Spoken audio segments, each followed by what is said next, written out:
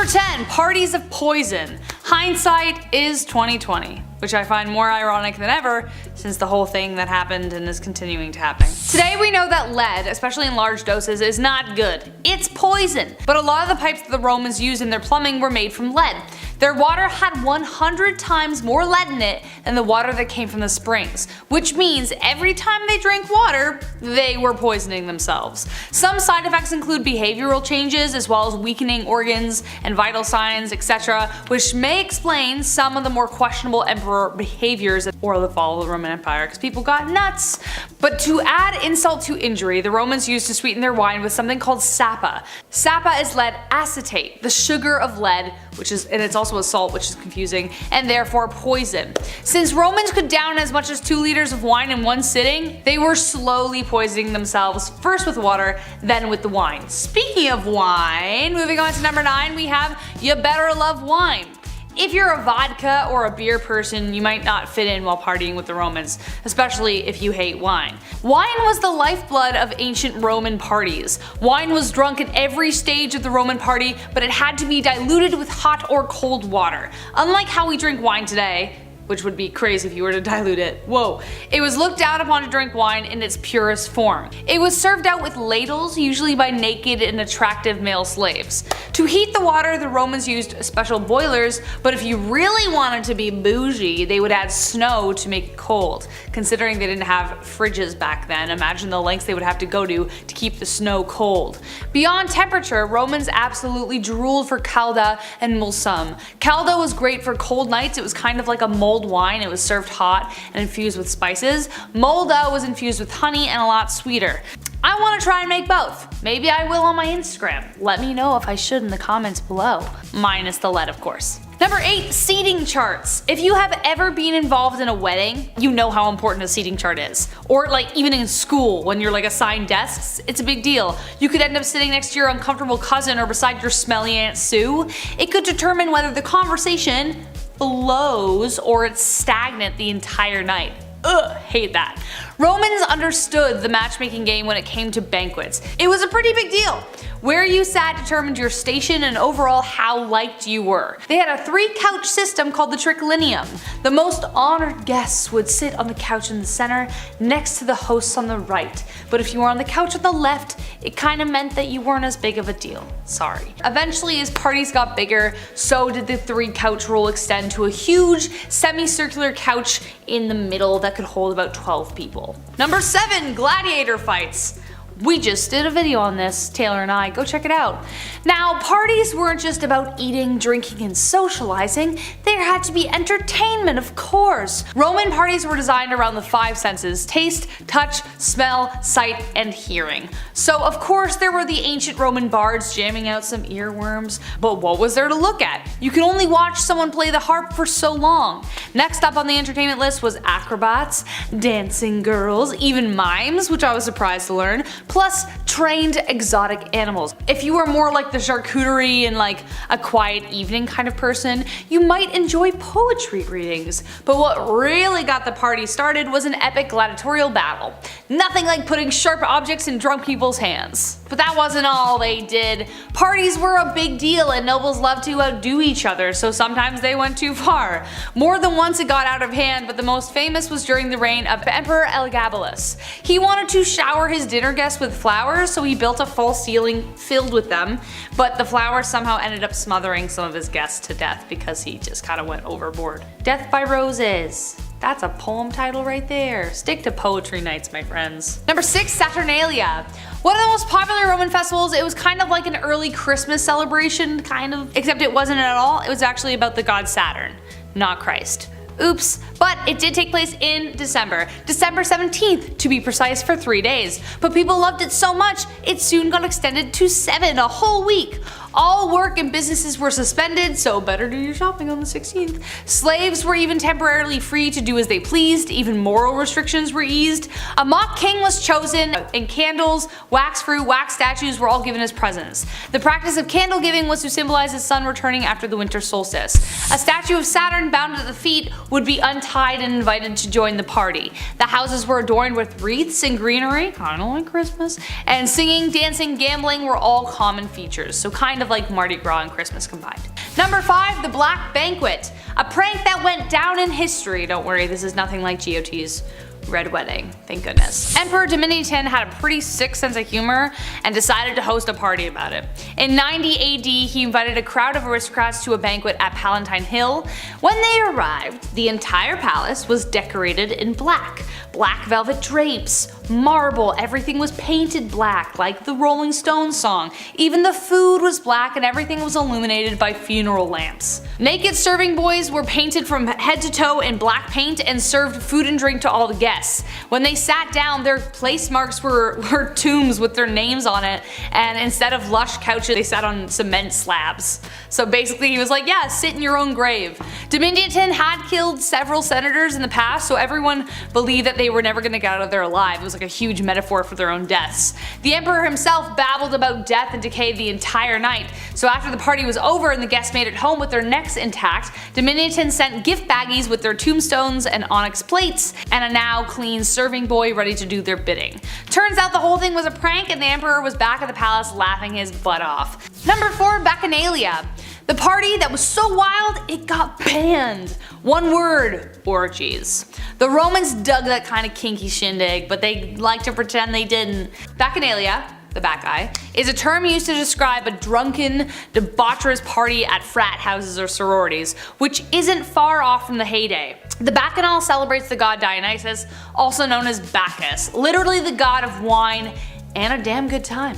The celebration could include massive feasts, ritual parades and performances, and people carrying clusters of grapes around, and of course, wine. Lots and lots of wine. It used to just be held by women 3 times a year, but soon men were slowly admitted to the festivities and they started making it happen about 5 times a month. But this was the breeding ground for scandal, as it was rumored orgies and even human sacrifice occurred. So they were banned in 186 BCE, and if you ban something, you'll only make it more popular, so the celebrations continued covertly. So if you're into that kind of stuff, maybe forgo the human sacrifice, but there it is. Number 3, power play party. I've never lived within the aristocracy. I'm a blue collar gal. I'm never gonna know what it's like to be that rich, but I'm pretty sure this kind of who can throw the bigger party mentality hasn't really changed. In ancient Rome, parties were an opportunity to show off the amount of power a nobleman had. As soon as guests arrived, the extravagance and the rarity of the food, the vessels with which they were presented, were all judged as soon as they were seen. Wine goblets and jugs had to be functional yet exquisite, made from luxurious materials like gold, silver, and precious stones. Back then, a middle-class family could afford silverware, so imagine what the nobles could do. This display of wealth played the long game, and it could mean political favors could be made down the road. So, sneaky sneaky. Number 2, Party Island. This is where it gets really dark. Ever sipped on a Capri Sun? Well, this story may taint that memory, so fair warning. The island of Capri became a rich retreat for the Roman aristocracy, known for its sadistic debauchery. Emperor Tiberius laid claim to this island as a haven for his horrendous and horrific behavior. He brought really young, too young male and female people of the night to serve him at his villa. The island became a kind of party place with absolutely no limits. From orgies in the caves to tormenting his servants on the rack as entertainment, Tiberius seemed to be the god Pan incarnate. In fact, he acted like it too. He made all of his participants slaves dress up as nymphs and goats while performing lewd acts. The island even became known as Goat Island, with Tiberius being called the Old Goat. Ugh. Unless you enjoy dangerous games and gross parties, this definitely wasn't the party island fit for anyone. And last but not least, number 1, Caligula. Caligula's parties. Let's not go there. If you're a fan of Roman history, then you are familiar with the 2 most horrific emperors that ever were. One of them was Caligula. Though he started out pretty good, after an extreme bout of fever, his disposition entirely changed. Maybe it was because of the lead, we don't know. Many believed he was insane, as his cruelty knew no bounds, even when it came to joyous occasions. Caligula's thing was that he liked to embarrass the wives of his officials for some reason, and also his officials. He would force specifically married couples to his banquets, and then steal the wives away throughout the night and then violate them against their wishes. But his torment doesn't end there. He would then relay to the entire party everything that he did in graphic detail and enjoy the frozen shock on everyone's faces because they couldn't do do anything about it. It's no wonder he was eventually assassinated. Even at a party, this guy knew how to kill the mood. He wasn't the only emperor to turn the dial on creepy, Tiberius, when the party started, but if you had to choose whose party to go to, this one plus Tiberius, both of them, just don't go near them. Go to another time frame. Just imagine it otherwise. Number 10. 3 fights and a funeral. This first point is still up for debate, as many historians are still trying to confirm how this whole gladiator thing started, but one possible launching point for these bloody Olympics was a blood rite at funerals. They served as a kind of violent eulogy, so instead of standing up in front of the mourning families and reading, I don't know, like a haiku or a poem, they fought out their feelings. Healthy. When esteemed aristocrats died, families would hold bouts between slaves beside the grave, like right there. Front row seat for the corpse. This was to demonstrate the virtues that were demonstrated by the dead in life. This presentation of blood in battle also could have stood in for human sacrifice. As you can guess, the tradition would gather quite the crowd and eventually evolved into the epic gladiator battles we know today. Julius Caesar, for instance, organized a massive gladiator fight between hundreds of warriors to honor the death of his father. By the end of the 1st century BC, the gladiator games were state-funded and much, much larger. Number 9. No heckling. When the Colosseum was built in 80 AD, about 50 to 80,000 fans of Roman combat, they would pour in. The energy was high. This was their only source of entertainment, really. They weren't watching The Witcher Season 2 back then, so you know, they had to do this. So some fans would get so into the action that they of course would heckle. Well, just like a comedy show, they too can hear you heckle. You're throwing off their entire performance, and that's a no-go. Today, a 21-year-old usher will politely ask you to keep it down, but in Roman Colosseum days, you don't get a warning. One of Rome's more violent emperors, Domitian, was pretty die-hard when it came to the Colosseum and the games. So much so that one day, a guy in the crowd heckled a gladiator, probably talked smack about his oiled up abs, or you know, smile. That's always a fun one, we hear that a lot. So Domitian had him pulled from the audience to the center of the arena, where a group of aggressive dogs finished him off. How terrifying is that? No heckling, ever, even now, stop. Hey Taylor! Yeah? Stop! Number 8, vegetarians. So believe it or not, the diet of a gladiator was largely vegetarian, though it wasn't really like they had any choice. It was expensive to keep these fearsome warriors, and meat wasn't always easy to come by, so they had to fill in the gap with other sources. Based on the excavation of 22 gladiators, their bones revealed that their typical food was wheat, barley, and beans. How they could tell this from their bones, no idea. Science, man. There was little sign of any meat or even dairy as well. However, they did drink another kind of mysterious substance. This study was carried out by the Medical University of Vienna in Austria and the University of Bern in Switzerland. And not only did it reveal the aforementioned vegetarian diets, it also showed evidence that they consumed a health-boosting tonic made out of plant ashes. It can be compared to the way we consume magnesium tablets or vitamin C. It was believed that it helped restore gladiators after a battle. Now obviously 22 is a pretty small sample size, but hey, that's still at least that percentage, so. Number 7. Death before combat. With most of these Roman gladiators, they are trained, they understand a specific style of combat, and they're paired off with an opponent that's somewhat equal. But not all of these gladiators are UFC fighters. Not all of them are Russell Crowe, okay? A great amount of gladiators were criminals who were forced to fight each other in the name of entertainment. These prisoners of war were not really on board with fighting a lion with a dagger. They understood that this was probably a one-way trip, so many of them took their own lives before the combat even began. This one story is haunting, but it makes total sense. 29 prisoners were all set to fight these crazy animal battles in front of thousands, but they all ended up strangling each other. They took each other's lives because that was easier to them than walking into this nightmare.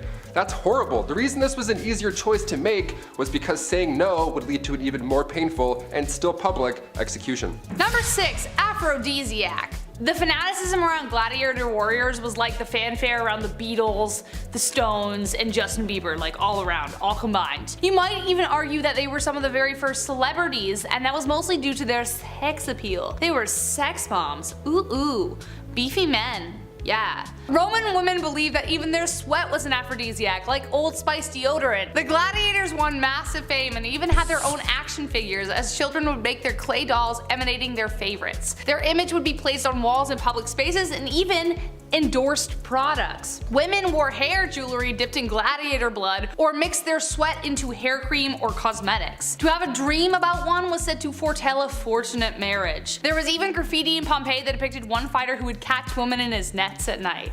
Like a sexy boogeyman. Woo! Number 5. Blindfolded. Remember that last scene in the movie Dodgeball when Vince Vaughn blindfolds himself and then still wins somehow? What a moment in time. There were no dry eyes in the entire theater. But what if I told you gladiators would also pull this trick off? Yeah, in order to get crowds to return to these massive death events, they would need to change the formula up from time to time. Sometimes they would have cheap beer nights, which helped, but a new idea that worked was referred to as andabata, where gladiators wore blindfolds during combat. They would also leave the armor inside, yeah, sometimes just battling in sandals and cloth. And you thought Marco Polo made you anxious? They would save these events for the more brutal criminals, so people weren't just forced to, wrap up their eyes and shake their legs into an arena. It was, they were bad, so it's kind of like, it was fine, I guess. Number 4. Women fought as gladiators. This was news to me. I wouldn't do it because tiny. As we might have already established, gladiators were usually built from slaves, warriors, and sometimes even volunteers. Good for you. And apparently women were not exempt from that. Female slaves were quite frequently condemned to face their fate in the arena, though some volunteered because, there were Xena warriors. Some of the time it was as genuine contenders, while some were sent simply for the entertainment or embarrassment. Emperor Domitian, for example, loved to pit women against people with dwarfism because he thought it was funny. Neither the women or the little people were taken seriously, as few appeared to have proven themselves in combat. However, some still did, rest assured. The timeline as to when they started doing this is unclear, but there are records of at least 2 women referred to as Amazon and Achillea. Epic names, right? Whoa. They are depicted on a marble relief dating back to the 2nd century AD, and it says that they fought in an honorable draw. Women also joined in the animal hunts, but by 200 AD their participation ended when Emperor Septimus Severus banned them in the games. Damn you, Severus Snape! Number 3, nets for weapons. When you're walking into that arena, you're eyeing down this 8'6" beast in front of you. He has like 12 abs. It doesn't look good. His name's Gore or something terrifying. You're gonna want a Nerf bat or 2. You're gonna want a weapon. Now, weapons in the Colosseum were a necessity, of course, but can you believe some gladiators would use nets to fight? Nets. Yes. Yeah, nets, like they're catching butterflies or co-hosts. This class was referred to as the Rhetari. Now their combat style was built around the ways of fishermen. Yeah, Popeye versus Maximus. Place your bets, people. Realistically, these warriors looked a lot more like Aquaman. They would fight with a trident and a net. They would take their time. They would avoid these mighty swings from these big dudes. And then when the time was right, they would just go zzz, and then they would just poke the shit out of them with a trident over and over in hopes that it would, end. It helps to be quick, but if you've seen Game of Thrones, you know that spears don't always work. Number 2, are you not entertained? Great title, I know. Fun fact, gladiators for the most part didn't actually try and kill each other in the ring, just like wound. Yeah. Take a second to digest that beside the Hollywood movies you know and love. But the truth was, gladiators had a code they had to follow, and killing each other wasn't a part of it. Why? Well, because gladiators were expensive investments, and seeing your prize fighter that you forked hundreds and thousands of dollars into die in a fight would hurt your wallet big time. Also, most of them knew each other and were besties, so they didn't even want to. Contests were usually single combat between 2 even opponents, and referees oversaw the whole thing. If one got injured enough, the ref would probably just, call it. Often enough, the bout would end after both participants gave an entertaining show and would leave with honor. They were like, yeah, you're entertained, good, we're good to go, right? Cool. However, their life expectancy was still short. Historians estimate that gladiators had 1 in 5 or 1 in 10 chance of ending up dead after the bout, either from being killed or wounded, gangrene, the whole deal. And finally, coming in at number 1 spot, naval battles. Okay, so I mentioned the Aquaman gladiators with the nets and the, pokey poke tridents. That's absolutely insane, but have you heard about the staged naval battles? What a spectacle this would have been. The Colosseum was once flooded. which I'm sure took a hot minute or two. Then these ships would come out, and then it would be like medieval times, but with a splash zone, right? These ships were designed to resemble these vessels from famous battles, but the bottom of the ship was flat because the water was only 5 feet deep. Can't have the bottom of the ship scraping against all that sand and bones and stuff. No, you'll get stuck. The water was only 5 feet deep, so obviously they couldn't use real ships. It wasn't always violent reenactments either. Sometimes they would fill the Colosseum and nude synchronized swimmers would come out. Nice. Nothing like an in-ground pool filled with gladiator bones. Also, goggles weren't invented until the 14th century, so yuck. These naval battles were doing so well that Emperor Domitian devoted an entire lake to them. It's kind of like Harry Potter Goblet of Fire. They would just go to this lake and then watch these insane battles or performances, you know? Hashtags Slytherin, I don't know. Once the shows moved over there permanently, they then used the floodgates and trapdoors to hide animals inside of. What a nice upgrade. What a show. Also, this is terrifying. Number 10, sacred books. The Romans paved the way for many following civilizations, okay? They invented surgical tools, they invented medicine on the battlefield, and before this era, literature took the form of a tablet or a scroll. The Romans, they created the codex. Pages stacked on top of one another, just bound pages. The reason you have homework right now to be doing instead of watching this. It's all thanks to the ancient Romans. The early codex was bound wax, and then it moved to animal skin. This was a big step because early Christians used this new invention to produce copies of the Bible. Important pieces of history, so rightfully so, they had to be locked away from the public. Now back when King Tarquin ruled Rome, a local woman offered the Etruscan king 9 books. Now these books were ignored at first, but upon its second glance, the beat up manuscripts foretold the rise and fall of Rome. So for most of its time, these spoiler-filled manuscripts were held in the Temple of Jupiter. So if anybody wants to do National Treasure 3, I have some ideas, just saying. We could do like 9 installments. Number 9, corrupt fire department. Oh, here we go. When we think back to ancient times, it's not long before we come across an ancient blaze or some ancient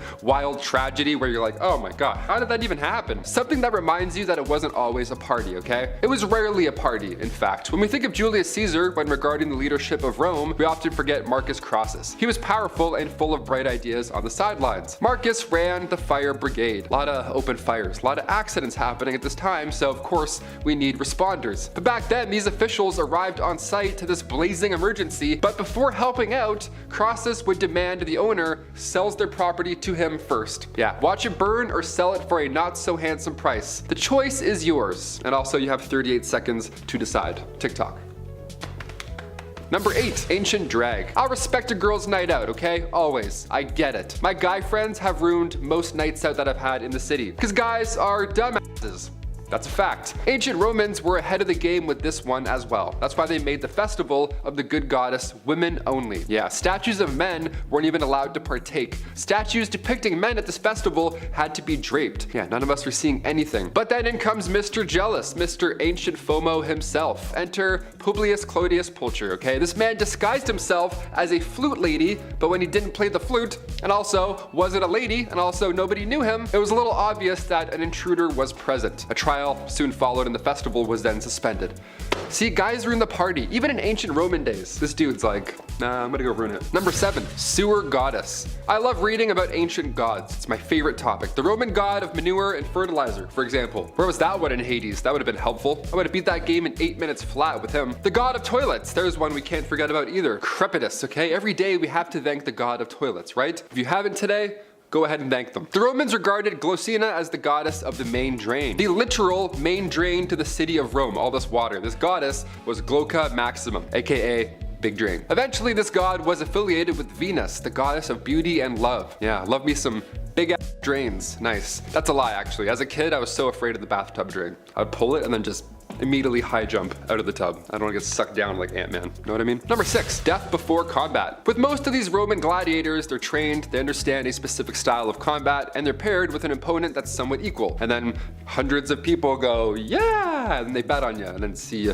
blood and stuff. It's horrible. But not all these gladiators are UFC fighters, okay? Not all of them are Kurt Russell and handsome. No, a great amount of these gladiators were criminals who were forced to fight each other in the name of entertainment, or they were slaves. Yeah, these prisoners of war were not really on board with fighting a lion with a dagger, believe it or not. They understood this was a one-way trip most likely, so many of them took their own lives before the combat even begun. This one story is quite haunting, but it makes total sense, sadly. 29 prisoners, they were all set to fight these crazy animal battles in front of thousands, but they all strangled each other. They all took each other's lives with their bare hands because that was easier to them than walking into this nightmare there publicly. That's horrible. The reason this was the easier choice to make, sadly, was because saying no to the combat or to the games would just lead to an even more painful public execution. So it's a lose-lose, sadly. They sucked. Number 5, loincloths. Going back to ancient Roman and Egyptian times, there we go, 2 for 1. The loincloth was of course used by all. Either that or you would just be naked. I found this neat step-by-step on how to make your own loincloth, and I tried it, and it's way more complicated than I could have ever imagined, okay? We don't have a lot of archaeological evidence because these linens barely made it through a decade, obviously. There's not a lot of bones in them that would hang out over these thousands of years. But ancient Romans would often use leather to make underwear. Can you imagine that? Hot goat skin wrapped around your waist in the sun? Oh, I need baby powder just thinking about it right now. We still use leather today when it comes to undergarments and, you know, zippers and stuff, but that's for another video. We'll get to that another time. Number 4, cesspools. Hey, here's a note. If you're gonna make a massive castle, you need to know where not to build certain rooms, in case you're building a castle. Anyone watching? Like say over a cesspool, as an example. Yeah, don't build anything heavy over here, or else let's talk about it. Cesspools were often placed under floors, which makes sense because, you know, gravity and life and stuff. But you need to make sure those floors are supportive enough, period. That's it. Or else, this will happen. Back in 1183, the emperor of the Holy Roman Empire had a dinner in the Palace of Erfurt. But in the main floor of the main hall broke open, resulting in a bunch of dinner guests falling through said floor, with even a few drowning again in said cesspool. Yeah, it's a horrible way to go. And then again, in 1326 in England, Richard the Raker had just sat down. The guy hasn't even started his meal yet, and then again the floor beneath him broke and he fell through and drowned in a cesspool. That's like the worst way to drown too. I'd say chamber pots were safer, but when it comes to waste, out of sight, out of mind. Sadly, just get that shit away from me. Just downhill, get it out, or else we'll drown in it, probably. Number 3, Roman shampoo. Okay, when my hair grew out over the pandemic, I had a panic attack. I don't know what the f to do. I had a huge wake-up call. I've never had long hair before. I didn't know what to use in this mop. I still don't. Clearly, evidently, all I had growing up was the classic 4-in-1 shampoo for guys. That wasn't working out at all. That sucked. I needed some curl cream, okay? Separate jars of items, not just a 5-in-1 with mouthwash on your head. Those aren't good. Those don't do anyone any good. But the ancient Romans, they didn't have Head and Shoulders back then. What did they do? Well, sometimes nothing. They would dip their hair in cold water, and at public bathhouses also, very public, then they would rub and scrape away oils. Lime water was also used to wash your hair, but that was just as useful as lime wire. Sometimes Europeans wouldn't even use water at all to clean their head. They would rub their head with bran, like just a loose bran, before bed, and then they'd brush it out with a comb in the morning. Yeah, bran. I used dog shampoo once by accident. I thought that was bad. Bran? Be so itchy, I wouldn't sleep a wink. Number 2, ancient socks. Somebody got me socks over the holidays as a gift, and let me tell you, last year, I became a man. I was like, thank you, I actually love this. This is now the best gift of my life. Socks and lip balm, that's it. I don't want a PlayStation, get lost. Socks in ancient Greece, first of all, they weren't, you know, the ankle socks. There weren't Vans skateboarding socks. There weren't the weird grippy ones that kids have. Where were those growing up, first of all? Not even close. Socks came around in the 8th century BC, and it was made fresh from animal hairs. This led to Romans tying animal skins around their feet, and then, you know, tying it more and more and more and higher and higher. Anything to keep it there. Now cut to the 2nd century AD in ancient Rome, the sock game finally got real. Romans began using fabrics instead of animal skins. It was now softer, it was lighter, and then later in the 5th century, socks were worn only by the most holy, which is kind of ironic because socks have holes in them. You get the joke, there it is. Socks were associated with the church. They were considered a symbol of purity. Socks would go all the way up your leg back then. Like I said, a little different than the New Balance ankle socks we got today. A little less holy. Finally, number 1, public bathhouse. This last one, okay, we haven't moved on from this at all. That's why I wanted to finish this list. Nice little fresh, fun reminder from Taylor McWaters. Here we go. We still bathe together, a lot. We go to water parks and we swim around in pools filled with pee. Ancient Roman bathhouses were the older, slightly yuckier versions of water parks. They would literally spread intestinal parasites. They were actually way worse. In these massive rooms with giant pools just lie disease. Nude, there were and everyone was sweaty and it was all tight and there was no filtration system. It was like an indoor hot tub without the pumps or the salts. It was gross. The Romans were literally figuring out sewage systems at the same time, which I of course mentioned earlier, but they were also the first to create heated public baths. Yeah, my above ground pool wasn't heated, but the ancient Romans, they had heated pools. Great, I just sent an email to my dad this afternoon, now I'm pissed. The archaeology and anthropology department at Cambridge discovered that Romans brought lots of parasites to Europe. Yeah, the fossilized feces showed that these heated, relaxing, rejuvenating bathhouses nearby were all but. Yeah, they were horrible. They were just spreading hot disease, coming in hot. Kicking off the list at number 10, party hard. The term boot and rally was added to the Urban Dictionary in 2002, but Romans were riding that wave out a long time ago. They knew how to get down. Well, rather, they knew how to get it up.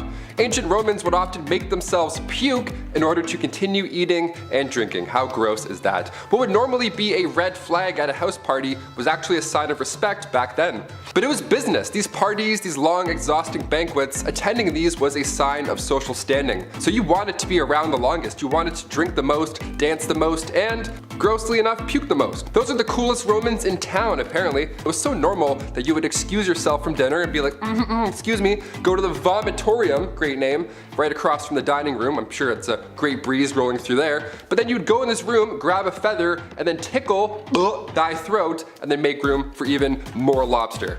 What a treat. Birthday parties were never so disgusting. Number 9, Gladiator blood. When Charlie Sheen started talking about drinking dragon blood, everybody looked at him like he was insane, rightfully so, but back then if you boasted about drinking gladiator blood, well, you were on the right track. Ancient Romans believed that gladiators had the literal heart of a lion, and to be fair, they were in immaculate shape, with all that long hair as well. I don't blame them. So the thought process here, being extremely superstitious, was that if you drank gladiator blood, whatever disease you had, it would soon be cured. So these Roman physicians would tell their patients with epilepsy to chug some warrior blood, like you're a vampire. Apparently it worked, like some of the time. Never really, not really. I wouldn't recommend this, don't do this. Number 8, you're in trouble. Recently, we did a list on dark medical practices used in history, and in that list we talked briefly about how urine was used by ancient Romans to whiten their smile. Lovely. Fresh breath guaranteed. Well, to dive deeper into this gross fact, Romans also used urine to wash their clothes. So after they were done washing up, they would mask the smell, or at least try to, with fragrant leaves. They would use bay leaves and just rub it all over themselves, which is interesting. They didn't use soap because the amount of ammonia used in urine, well, it did the trick. Lye was also used to clean clothes at this time, but it was too pricey. So plan B was to head down to the Folones, the ancient laundromat, where everybody would just catch up and stomp on their, urine-filled clothes. Again, the smell is probably not that pleasant. Number 7, Roman art. If you've seen Superbad recently, this next one will ring a bell. I grew up watching Art Attack, okay? The British dude, Neil Butchanan, with his aggressive sidekick head that would just yell at you all day. What a fun way to learn how to draw. Well, back in the 18th century, when excavations took place in the city of Pompeii, they found lots and lots of art with a similar eggplant theme. I'm trying not to say what I really want to say here, people. Genitals carved everywhere. Carved, I said, not just like, drawn in Sharpie, carved in the streets, carved in the walls, just under a street sign, you'll see one of these, just popping out at you. Hello. Just generations of genitals. Rich history, folks. The phalluses of Pompeii. Imagine tripping over one of these. You do that thing where you look back to see what you almost rolled your ankle on. Imagine looking back and seeing that in the ground.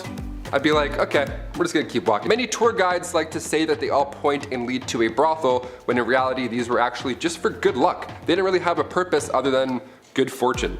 These symbols were to ward off the evil eye. Most folk kept these outside their front homes, right next to the mailbox. That's great, it's a good spot to put it. Number 6, new hair, new me. Glowing up these days is quite easy. Change your hair color up, throw on some jorts, listen to Adele's new album, Bob's Your Uncle. It works. It always works. But if you were an ancient Roman and you want to show off the new you to your ex, maybe at the vomitorium party, how would you change your hair? How would you do it? Well, it was common, but the way they used to get it done was all but. Romans would have to use goat fat and beechwood ashes to bring out those highlights. Maybe it's goat fat, maybe it's Maybelline. Again, like those crazy parties, this was a symbol of status. If your hair didn't reek of goat fat, who even are you? Get out of here. Emperor Claudius III, his wife Valeria, apparently she once dyed her hair blonde and then painted her entire body gold and then had a contest to see who could hook up with the most Romans in one night. I feel like this would have been a really good reality TV show back in the day. Number 5, bathroom hangouts. Bathroom lighting is key when you go out. Those 1 a.m. selfies never looked or felt so good. Ancient Roman times, hanging out in the bathroom with your friends was quite common, but they didn't have any neon lights or quotes and selfies. It was just a lot of bricks. Oh, and also, it smelled really bad. They didn't have the Charmin Ultra less is more lifestyle. They had to use sticks with sponges to wipe. And yeah, of course, they also had to share. Socializing in these ancient toilets was like socializing at a Starbucks. It was normal. You would spend hours here and you got done, literally. Groups of Romans would discuss business, politics, military strategies, all the while a dude's in the corner just like going to the bathroom. Romans believed the goddess Cloacina was the guardian of the toilet drain system. Cloaca Maxima translates to big drain. I guess when you invent the flushing toilet, you can call them whatever you want. Just don't call any meetings there, perhaps. Might be a good start. Number 4, no soap. Sometimes you're in a rush, it happens. You don't have time to shower, so you do the classic spray yourself with cologne and then hope that you fool the world. It's a smart move, but the ancient Romans were way ahead of you. While they didn't clean their clothes with laundry detergent, it's not shocking to hear that they also didn't use soap to wash their bodies. Instead, they rubbed perfume oil all over themselves to get rid of sweat and all that jazz, but later on, once that oil had dried up, it was then removed with a wooden wedge or a spatula-like tool called a striggle. The world's most painful loofah, sign me up. Dirt and sweat would get stuck to this oil and then subsequently just peeled off. So it did work, but it took a little more time than our usual showers nowadays, our 5-minute rushes before work. For Romans who were well off, this was a whole event. There were several assistants you could pick from all these fancy and fragrant oils. It was slow and sensual. How was anybody ever on time back then? Number 3, all the poison. There's always the one kid who's allergic to nuts on your flight. And it's horrible, now nobody gets nuts on this flight. It's tragic, really. Research shows that feeding infants peanuts or peanut products when they're around 4 to 6 months old can prevent a peanut allergy. But Roman emperors had their own way of achieving immunity. It was common for Roman kings to seek out and then consume a small amount of each known poison because they thought at the end of this grueling trial you would become immune to them all. It was a hot blend called Mithridatum, named of course after the poison's creator, Mithridates the Great. He lived until he was 80, so maybe these potions that he created might have actually worked. The world's first vaccine perhaps. Number 2, thumbs up or thumbs down. Giving somebody a thumbs up after they've done something, it feels nice. You're like, yeah. Even a sarcastic thumbs up, use those when you get cut off in traffic. In the hit film Gladiator, there's a scene where Joaquin Phoenix's character gives Russell Crowe's character a thumbs up, and in turn he lives, and then we watch cinematic redemption. In real life, ancient Romans used these thumb signs to determine a gladiator's fate in the Colosseum. It was referred to as pollici verso. It's the Latin term for a turned thumb. The crowd would vote if a gladiator should die or not, which is also insane. It's like America's Got Talent, but like insane. While it's nice to receive a thumbs up after doing something today, if you got a thumbs up or even a thumbs down, it meant your days of living have come to an end. And finally, number 1, animals in the arena. In order to spice up the classic fight and clashing swords till death action, sometimes gladiators would be put into the arena with an animal instead of another human being. Were they squirrels, maybe an opossum, or were they tigers or elephants, bears, lions, leopards, hyenas, wolves? Oh my god, they didn't win these often, did they? Animals were very expensive, so they weren't used all the time, but the organizers of the battle would go all out for the fights if they did include them. Like Logan Paul vs. Mayweather, it's a big social event. Most animals who were used in these great battles unfortunately didn't make it out alive. That's the horrible part as well. I'm a big animal lover, so much so that I'm rooting for the elephants in these fights while reading up about this. This led to another important factor down the road. People loved when animals were included, that eventually trade in exotic animals started taking place. This quickly took the hippo from the Nile and made them extinct. Now cut to today, thousands of species are going extinct. Number 10, a tin hut. The Roman army, baby. It's rough, it's tough. And worst of all, to their enemies, they were organized. But something every Roman soldier had to go through was some intense training. The training lasted 4 months, that's too long, started with intense marching and eventually moved into sparring. By the time they were finished, they were able to march 20 miles in full armor. A paid military rank and highly effective, the Romans were a formidable fighting force and an inspiration to many, including some ideas that are used in modern militaries today. While not having a perfect win-to-loss ratio, the Romans are probably most remembered for their military prowess, techniques, and weaponry. They got some cool spears. The theme, or really their best tactics, was teamwork. Roman legions worked as one. It would make them a very worthy opponent for many opponents.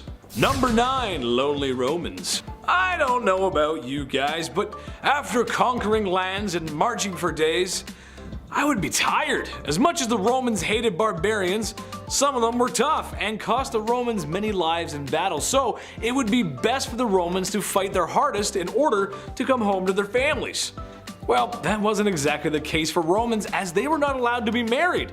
Not until the 2nd century, that was. All that unaliving and conquering. and no one to come for you from all those horrors of war. I would need a hug for sure. However, like a lot of rules, they were meant to be broken, as some higher ranking Romans in the military did take some wives. And honestly, can you blame them? Number 8, short straw. Roman soldiers were professionals, maybe too professional. In the time of the Romans, there was the occasional deserter or mutiny. However, the Romans had a simple solution for this, or rather a pretty wild one, something called decimation, or the removal of tenths. Basically, after an offense has been committed, you and 9 buddies line up to draw straws. Whoever draws the shortest straw gets unalived by your remaining 9 friends, often by stoning, clubbing, or stabbing. That's just great. This punishment was not just limited to grunts, but open to any rank and anyone who dared disobey the Roman military code. Cause they're Romans, and that's just how the Romans do. Forget about it. I spoke to the legionnaire of my army today, who just so happens to be the chief. And you know what he said? That's not it. Number 7, the Battle of Cannae.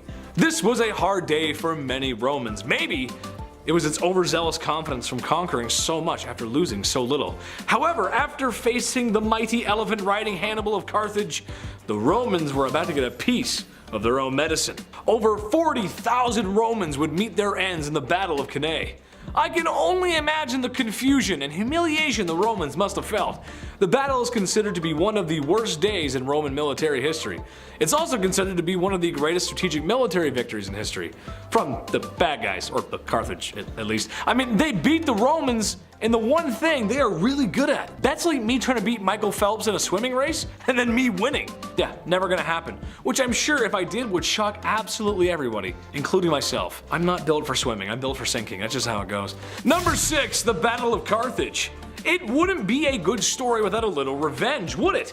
The Third Punic War was the last time Rome and Carthage would engage in combat. Rome began the siege of Carthage, and it was a brutal fight. Carthage did everything they could to repel the Romans, but Rome was powerful and was ready for their sweet revenge. Eventually, the city could no longer repel the Roman attack and was captured.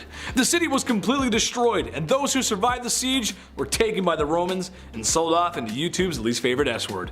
The Romans had fought hard against Carthage and were probably glad to be rid of Hannibal and his war elephants. Yes, that's right, war elephants. He trained elephants to kill people. Like, that isn't so insane that you could train an elephant. Number 5, civil unrest. Imagine you're a farmer, poor, hungry, and tired from tending fields all day long. Or you're a merchant in a city who's doing their best to get by. When you hear the thunderous marching of Roman soldiers approaching your position, the Romans are here to Romanify you. Or something like, there's no verb for that, I guess, I don't know. There's a good chance if you don't accept the Romans at your front door with open arms, they would force you to anyway. This means a lot of Roman soldiers dealt with civil unrest at home and abroad, as sometimes people just didn't want to be Roman. Kinda makes sense. Kind of a broad point too, but this is just how it goes when you conquer that much. The Roman Empire was one of the largest the world would ever see.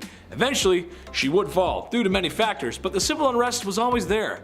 At least we still got the Colosseum though, right? Pretty cool. Number 4, Wizards of the Barbarians. The spookiest enemy of the Romans, no doubt, was the Druids. Religious-like figures who aided the barbaric hordes in many different ways. Romans did not like them, and they wanted them gone. You could almost say they wanted to purge them, like a certain hooded Sith that purged the galaxy of those treacherous Jedi. Execute Order 66. Unfortunately for the Druids, they got a bad rap, as almost everything we know about them is written by Romans, who were their enemies, and they weren't exactly that nice when speaking about them.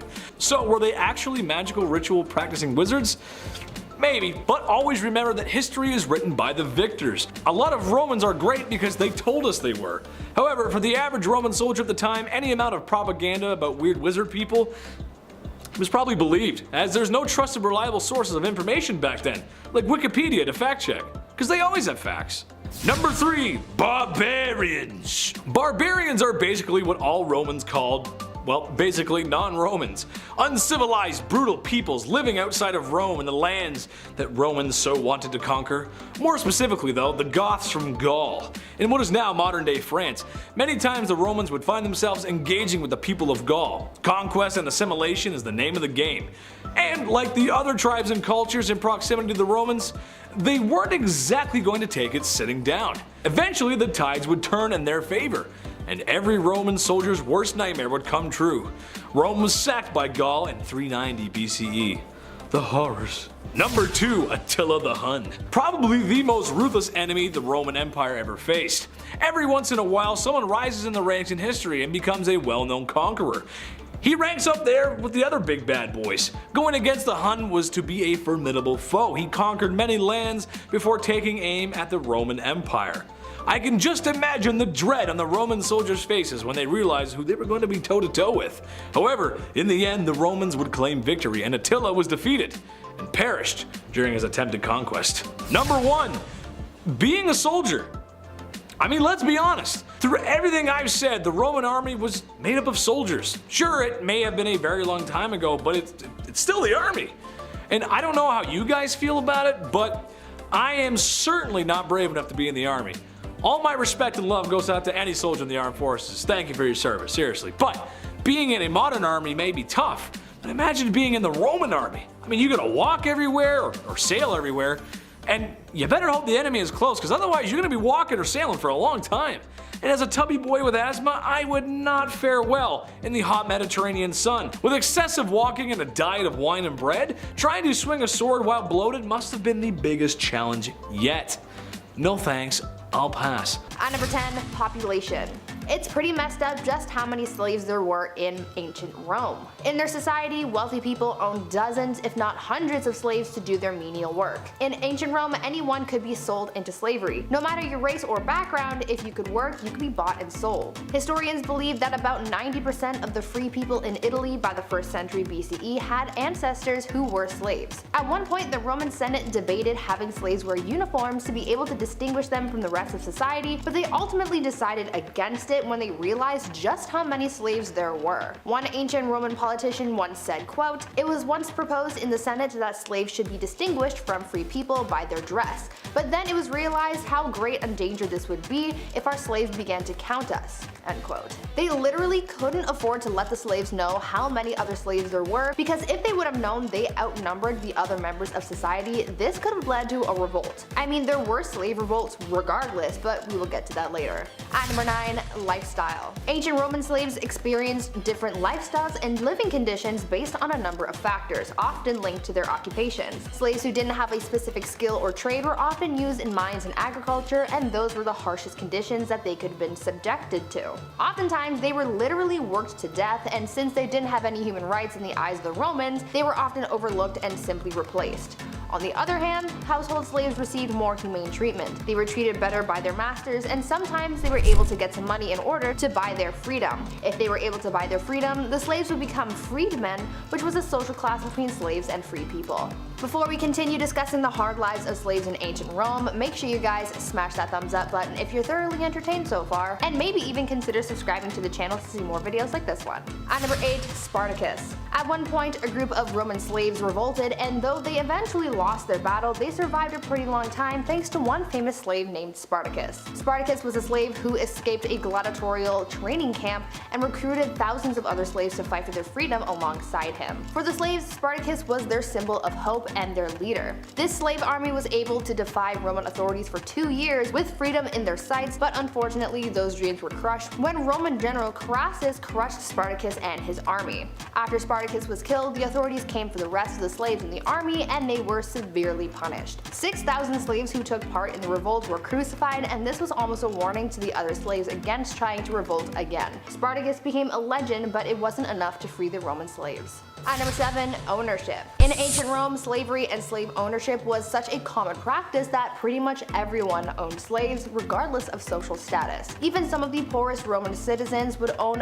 1 or 2 slaves. Obviously, the more money you had back then, the more slaves you could afford. In Roman Egypt, the average artisan owned about 2 or 3 slaves each. Emperor Nero was known to have owned over 400 slaves who lived and worked in his home in the city, but his numbers are eclipsed by a wealthy Roman named Gaius Caecilius Isidorus, who according to historical records owned 4,166 slaves at the time of his death. That just gives you an idea of just how many people were sold into slavery in the first place. At number 6, Freedom.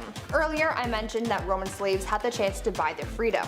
It was a lengthy process, but this gave a lot of slaves hope for a better life. Things weren't always better after buying their freedom though, and many of them sold themselves back into slavery because things were tough. The process of buying your freedom as a slave was called manumission.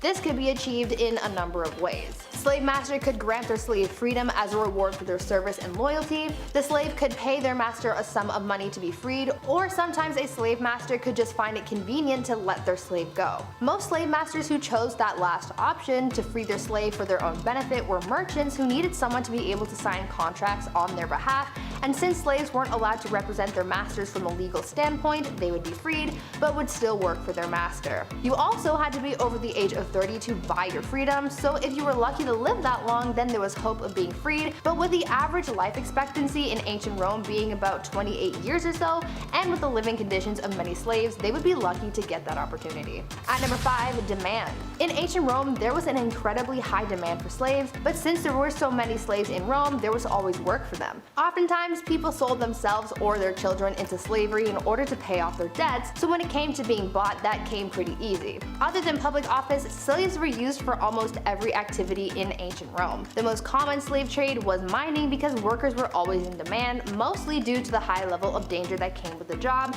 and the fact that many slaves were injured or died while working in the mines, and slave masters needed to keep replacing those who could no longer work. Domestic labor and farming were also high demand jobs for slaves back then. Back then, the logic behind using slave labor for these types of jobs was that, quote, free labor should be used in unhealthy places, end quote. Basically, they believed that it was better to have a slave pass away on the job than a free person because it would impact their business less. At number 4, procurement. The way that slaves were acquired in ancient Rome was pretty messed up, I will say. Typically, slaves were acquired through 4 different ways. They would be brought in as war captives, as victims of pirate raids, by trade, or by breeding. During the early expansion of the Roman Empire, many war captives were turned into slaves. The pirates from Sicilia, located in what is now modern-day Turkey, did business with the Romans and supplied them with a lot of their slaves. The pirates would bring their slaves to the island of Delos, which back then was considered to be the international center of slave trading. The slave trade was such a big deal back then that it has been recorded that on at least one occasion, 10,000 people were traded as slaves and shipped back to Italy in one day. This was a big business opportunity for a lot of people, but of course no one ever considered the lives of the people they were buying and selling. At number 3, fugitives. As you can imagine, life as a slave in ancient Rome, or at any period of time, wasn't easy. Living conditions were poor, it was dangerous, and no one should ever be treated like that or used for free labor. Many slaves have been known to escape, and obviously the same went for those in ancient Rome. Slaves running away from their masters was a common thing back then, and to deal with it, slave owners would hire professional slave catchers to hunt down, capture, and return the escaped slave back to their owner. For slave owners who wanted to take matters into their own hands, they would advertise rewards for those who could return their slaves, or they would just try and locate their slave themselves. Some slave owners had ways of preventing their slaves from getting away, like using collars with instructions on where to return the escaped slave, much like a dog collar, which is just dehumanizing. At number 2, revolts. In Roman times, slave revolts were pretty common. There have been a number of recorded slave revolts in Roman history. I mentioned the one that was led by Spartacus, but there's another pretty famous Roman slave revolt that was led by a man named Eunice. Eunice led a revolt that happened in Sicily from 135 to 132 BCE. It is said that Eunice believed himself to be a prophet and claimed to have several mystical visions. Eunice was able to persuade a number of other slaves to follow him when he performed a trick where sparks and flames came out of his mouth. They believed that he was magical, and so they followed him to try and fight back against the Roman forces. Unfortunately, they were defeated, but the example that they set is believed to have inspired yet another slave revolt in Sicily later in 104 to 103 BCE. And finally, at number 1, totally normal. Probably the most messed up thing about life as a Roman slave was just how normal slavery was in society. I mean, the Roman people were so invested in their slaves that they continuously tried to crush their revolts, and they tried everything in their power to keep them from escaping. Even the sheer number of slaves that were in their society just shows how important slavery was to them. Back then, slavery was just an unquestioned institution. For many, it was just a normal part of life, which is actually quite frightening thing when you think about it. There is no recorded history of Romans ever questioning slavery in their society, and all economic, legal, and social forces in Rome at this time worked hard to try and preserve slavery as part of their society. To the ancient Romans, slaves were seen as the direct opposite of free people, which they believed was a necessary balance that they needed in their society. They never completely got rid of slavery either. Though they did try and create new rules and laws to make life as a slave more bearable, they were still bought and sold into servitude and were seen as property and lesser people. Well, number 10 in our countdown, you were probably property. Gladiators were war prisoners, arrested criminals, or slaves of wealthy upperclassmen who had been sold in Rome's lucrative slave market. When the Monera, gladiator battles, first began, it was only slaves or criminals fighting against one another for a full year. No one actually died in gladiator battles under the law of Emperor Nero. However, we know from media that that didn't last, and gladiator battles became a widespread and gory form of entertainment. However, a common misconception is that gladiators always fought to the death. In reality, as time went on and the Monera games became a lot more controlled of a spectacle that raked in a lot of cash, the wealthy cultivated gladiators and trained them. They invested in them, so it would be an economic blow to have their warriors die. So gladiator games, while bloody, had more of the intent to maim rather than downright slaughter. However, you always did as you were told, so sometimes the hand was forced. At a time when 3 in every 5 persons did not survive until their 20th birthday, the odds of a professional gladiator being killed even accidentally during the 1st century AD was perhaps 1 in 10. With this evolution and growing celebrity of gladiators came free men volunteering to be gladiators. They signed on for a fee and swore a fearful oath of absolute submission to the lentista, to be burned, flogged, beaten, or killed if so ordered. In fact, it was estimated that more than 20% of the trainee gladiators who attended the Ludi Gladiatori, or gladiator school, were free men from Roman society, and also composed most of the gladiator population by the end of the Roman Republic. But no matter how idolized a gladiator became in Roman society, he never rose above the social status of a prostitute. Number 9 in our countdown is the contradictory sexualization. Gladiators had their names painted on street walls, monuments erected, and even properties built in their names and images. So isn't it a little strange that despite all of this, the second a gladiator was out of the ring, Roman people would look down upon him? Well, since they were usually criminals or slaves, this was the case. The term gladiator was even used derogatorily at the time. That didn't stop their wealthy masters from taking advantage of the endless lust directed towards the men. Gladiators had such an effect on women that the first term for fangirl was invented in this time. Graffiti was found on the walls of Pompeii even note how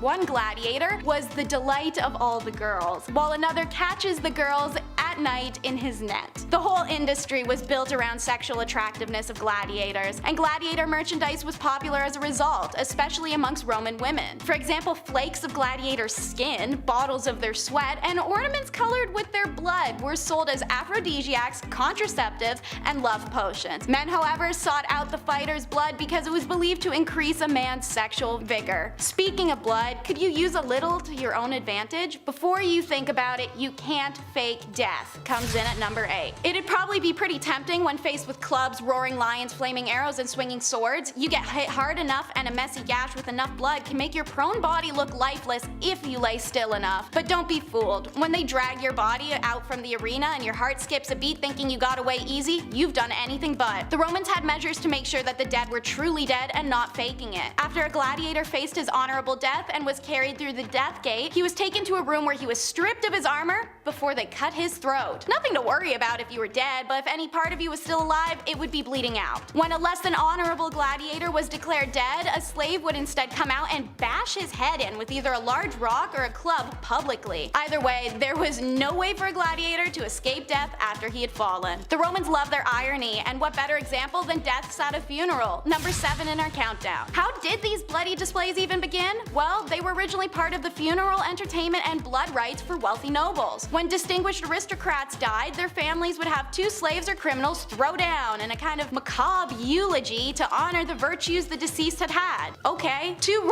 Roman writers, Tertullian and Festus, give us some insight as to why this may be. Romans believed fresh human blood helped purify the deceased of sin. Under the reign of Julius Caesar, these games flourished. He threw 100-man spectacles in honor of his deceased daughter and father, and by the end of the 1st century BC, government officials began hosting state-funded games as a way of currying favor with the masses. One notable exhibition took place in 216 BCE when 22 fights were held over 3 days to mark the death of a prominent senator. In gladiator school, these men are taught strategy, technique, stamina, and how to die, which is number 6 in our countdown. It was in the ludus that the gladiators learned the rules of the arena. Above all that they were taught was that they were entertainers first and killers second. But all gladiators were instructed to accept the will of their editor, the efficient. So, if the editor decreed that the gladiator be killed, they were expected to accept this by kneeling and showing their throat to their opponent to be cut. Despite their status and social standing, gladiators were expected to be noble and honorable in death. If you did indeed die well, then you would be treated with extra dignity. Your body would be removed from the arena with respect, as we discussed in number 8. So what makes a gladiator death inhonorable? First, the gladiator would have had to cry out during the fight, which is considered a sign of weakness. Should a gladiator be losing and ask for mercy from the editor and be denied, he was considered a coward who had failed to commit his life to the games. And so what do you feed a mighty warrior? Well, seeing as he was also your property, you want to get your bang for your buck. Number 5 is the warrior diet. When the remains of 67 gladiators, predicted to be over 2,000 years old, were researched, modern-day science allowed for a reconstruction of what these mighty men were eating. It was discovered that they ate a plant-based, carb-rich diet that included barley and beans,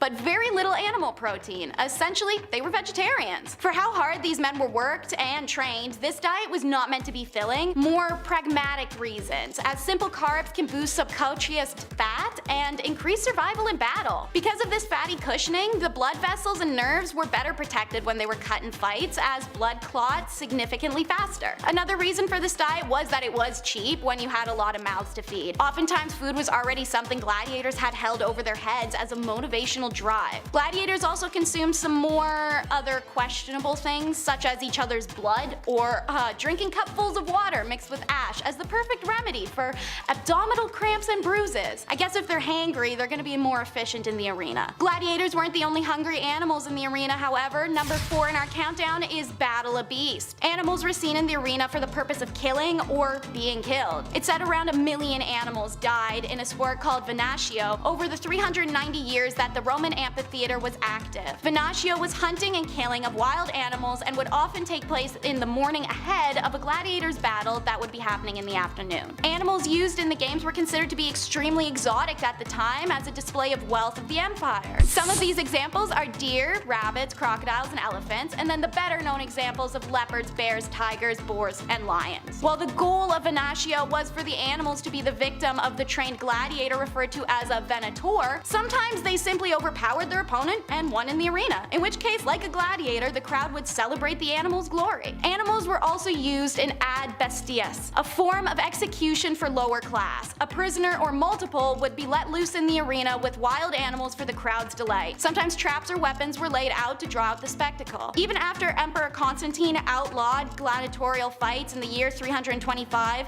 gory animal entertainment continued for another 300 years. Don't be misguided, however, the Romans knew how to have a bloodbath just about anywhere, so Rock the Boat is number 3 in our countdown. Called Nautria, this event was a naval battle staged by the emperors using real ships in large Roman channels or even artificial lakes. Considered the most spectacular of blood sport, this wasn't like regular gladiatory battles taking place regularly. This was reserved for high honors or special occasions. The Roman Colosseum is known to have held 2 near the date of its inauguration. One Naumachia took place in the commemoration of Julius Caesar's triumph in 46 BC. No surprise, as Julius was actually the inventor of this blood sport. Participants were low-status gladiators, prisoners of war, or criminals condemned to death, rather than any appreciated gladiators, as the battles were much bloodier and fatality being the goal made death inescapable. And that's not what the gladiators were about, so it was said as many as 2,000 prisoners would be boarded onto the ships to fight amongst each other while civilians watched from a safe distance. And boy, did civilians come. People came from all around to see, and it's recorded that some were trampled to death in the process. Others camped out overnight in order to get a seat, like it was an Ed Sheeran concert. Like festivals or fireworks, a mini industry would set up around the Laker Amphitheater. Bars, street vendors, and prostitutes would would come into the area in order to capitalize on these events. Unlike a letter from Hogwarts, this is not the type of school you're excited to attend. Number 2 is Gladiator School. You only got into this school one of two ways: slave purchase or volunteering, which by the way would be insane, as gladiator schools were incredibly strict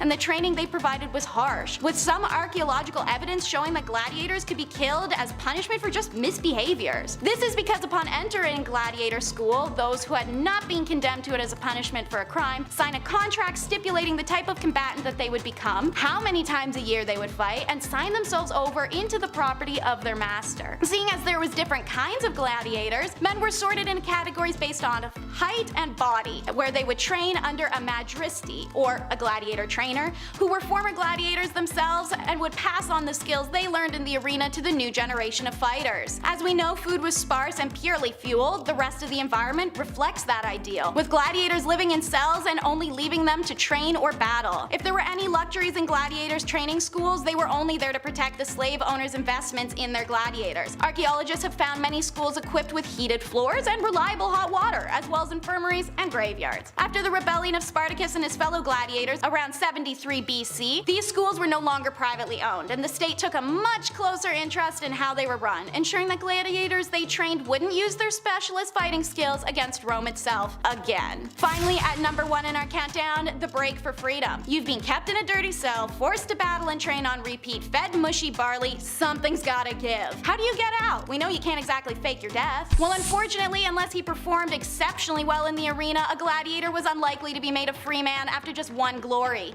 It's reported that most gladiators needed to fight and win about 15 times before seeing freedom from slavery. Since a sole gladiator fought an average of 3 to 6 times a year, this was a long time. And since 1/5 of all fights ended in one of the combatants dying, the odds of making it to freedom were pretty low. However, some gladiators had no interest in leaving. One example is celebrated fighter Flama, who rejected his offered freedom on 4 separate occasions. He carried on and in total fought an amazing 34 times, winning 21 of his contests and drawing in 9 of them before dying in an arena in Sicily. One of Rome's most famous gladiator battles documented was a tiebreaker. Priscus and Versus were 2 of the best gladiators of the 1st century, so obviously they had them face off. A poet named Martial documented both men being a perfect match of skill and bravery, fighting for hours until ironically submitting to one another at the same time. The crowd exploded at the scene, and shocked Emperor Titus declared that they had both won and gave them the ultimate prize: freedom, symbolized by a rudis, a wooden sword that both men would have used when they started their gladiator training. These examples were lucky and skilled men, however, as most gladiators did not ever survive to see freedom, especially those who earned their career as a punishment for being a criminal. Simply put, the most disturbing part of being a Roman gladiator is you never truly got to stop. Alright, I want to start small and warm us up, so let's meet the turncoat Arminius. Unbeknownst to the Romans, their one-time barbarian ally, the Germanic chieftain, had a change of heart on the 9th of September 9 CE and decided it would be kinda silly and fun, you know, to lure 36,000 Roman soldiers to their death. The deadly ambush was set up in the Teutoburg forest, where the friend of Arminius, Publius Varius, was leading the troops. When they were pounced upon, as many as 20,000 Roman troops are cut down in the carnage. Varius was horrified by the betrayal. He had just defended this man to the Roman courts only weeks prior due to suspicions of a coup being somewhere in the kingdom. Now he saw the consequences of his actions, and it was the chopped up mincemeat that was once his army. So Varius threw himself on his sword. This was a bad time for Emperor Augustus already, so this is notoriously the story of him getting told the news and it making him bang his head repeatedly into a marble column while crying to Varius' dead ghost to give him back his legions. Dude was in his 70s and running the Roman Empire was stressful, no doubt. Tiptoeing up the escalation stairs, we'll do Marcus Manlius next. Hear that? Manly is in the literal middle name. Now I know it's his last name, but just let me have that, okay? So this is the second known case of Perdulio, a type of top-notch extremist level betrayal charge, and it was a good old Marcus that was slapped with that title. Manlius was a celebrity as of like 390 or 387 BCE, since he defended the Capitoline Hill against a band of Celts that had annihilated a Roman army and captured the city itself. A few years later, he became the champion of the common people because he was anti-debt and anti-debt bonded, which would definitely make the notables hate him, especially the Roman establishment. Manlius is seen as a threat and subsequently accused of aspiring a regnum. One of the traditions mentioned by Livius, he was condemned by the Duumviri and thrown from the Tarpinian Rock. This was a fat spit in the face to the former hero, seeing as the Tarpinian Rock is part of the Capitoline Hill, which Manlius had defended so courageously for the same twist of being tossed off of it. There's a lot of cool names on this list, but I'd say this one is pretty up there. It's Furius Proximius. According to Pliny the Elder, in ancient times, jealousy, bitterness, and disbelief towards other people were at 100% visibility if they achieved even bare minimum success. Gaius Furius Creminius, a farmer from Italy, is a literal court documented case of this. He was just really good at gardening and farming, just a total green thumb type, and he worked hard and he was organized. He had well-groomed animals and servants and was able to achieve really large crops, which the neighbors were jealous of, especially because he'd just moved in and they had the head start. How was he doing this? Well, if you got a small brain and no logic, you're gonna assume witchcraft. His neighbors gaggle together and sue him for magically poisoning their crops during the night. The Roman magistracy is then prosecuting him under the provision in the law of the 12 tables, which punished by death or the loss of citizenship if anyone is convicted of using magic to take away the fertility of someone else's soil. It is the only known trial where this law played a role. On the day of court, Creminius cruised in the city before the Curule Adil and peeved neighbors, loaded down with his farming tools in excellent condition and healthy, content, well-fed animals and servants. Since he was visibly just harder working, he just won, like that, and his neighbors learned something about the grass will always be greener on the other side. Let's meet the multi-charged Messalina, because she is the first recorded woman in the Julio-Claudian period of Rome to have multiple criminal charges. Because if we're being real, women usually get executed on their first criminal charge, so makes sense she's one of the only. Emperor Claudius's third wife, she had a keen understanding of power politics, and her means of exercising power in politics circles was through criminal law, and not even a little. Like by 689, she even had her own regular prosecutor, P. Silius Rufus, whose services she was widely known to have employed, aka Messalina's a Karen, and she's a true historical reminder why no matter how great a man Claudius was, especially in law and leadership, he had one weak spot. Absolutely bat-crap crazy women who would train wreck or bang just about anything. So let's run through some of Messalina's track record, shall we? So Messalina versus Julia Livilia in AD 41. Political accusations under the motive of Messalina's jealousy that secured the banishment and subsequent death of her husband's niece Julia, all because she didn't pay honor to Messalina or flatter her, and she was extremely beautiful. A year later, Messalina versus Appius Silenus, who is her literal stepdad, and it ends in his death. Why? Because she threw herself at him and he rejected her advances, so she told a soldier to tell Claudius that the soldier had a dream Silenus would kill Claudius. Dreams come true, so Claudius had Silenus smoked. Year after that, it's versus Canonius Justus, because the prefect had witnessed Messalina forcing moral degradation by making women commit adultery in the imperial palace while husbands were present, an act of humiliation and shame for all victims involved. Prefect Catitonius was going to snitch to the emperor about his wife's wild hobbies, but before he could, she had him charged with an undocumented crime that had him put to death. Honestly, I could keep going with Messalina. She's got quite the rap sheet, but we got bigger and better to move on to. Like next up is the rescue of Sextus. The Roman names, man, they really go hard. So, Sextus Roscius was a farmer in 80 BC. His dad was killed in the streets of Rome with no witnesses. When Sextus is boo-hooing,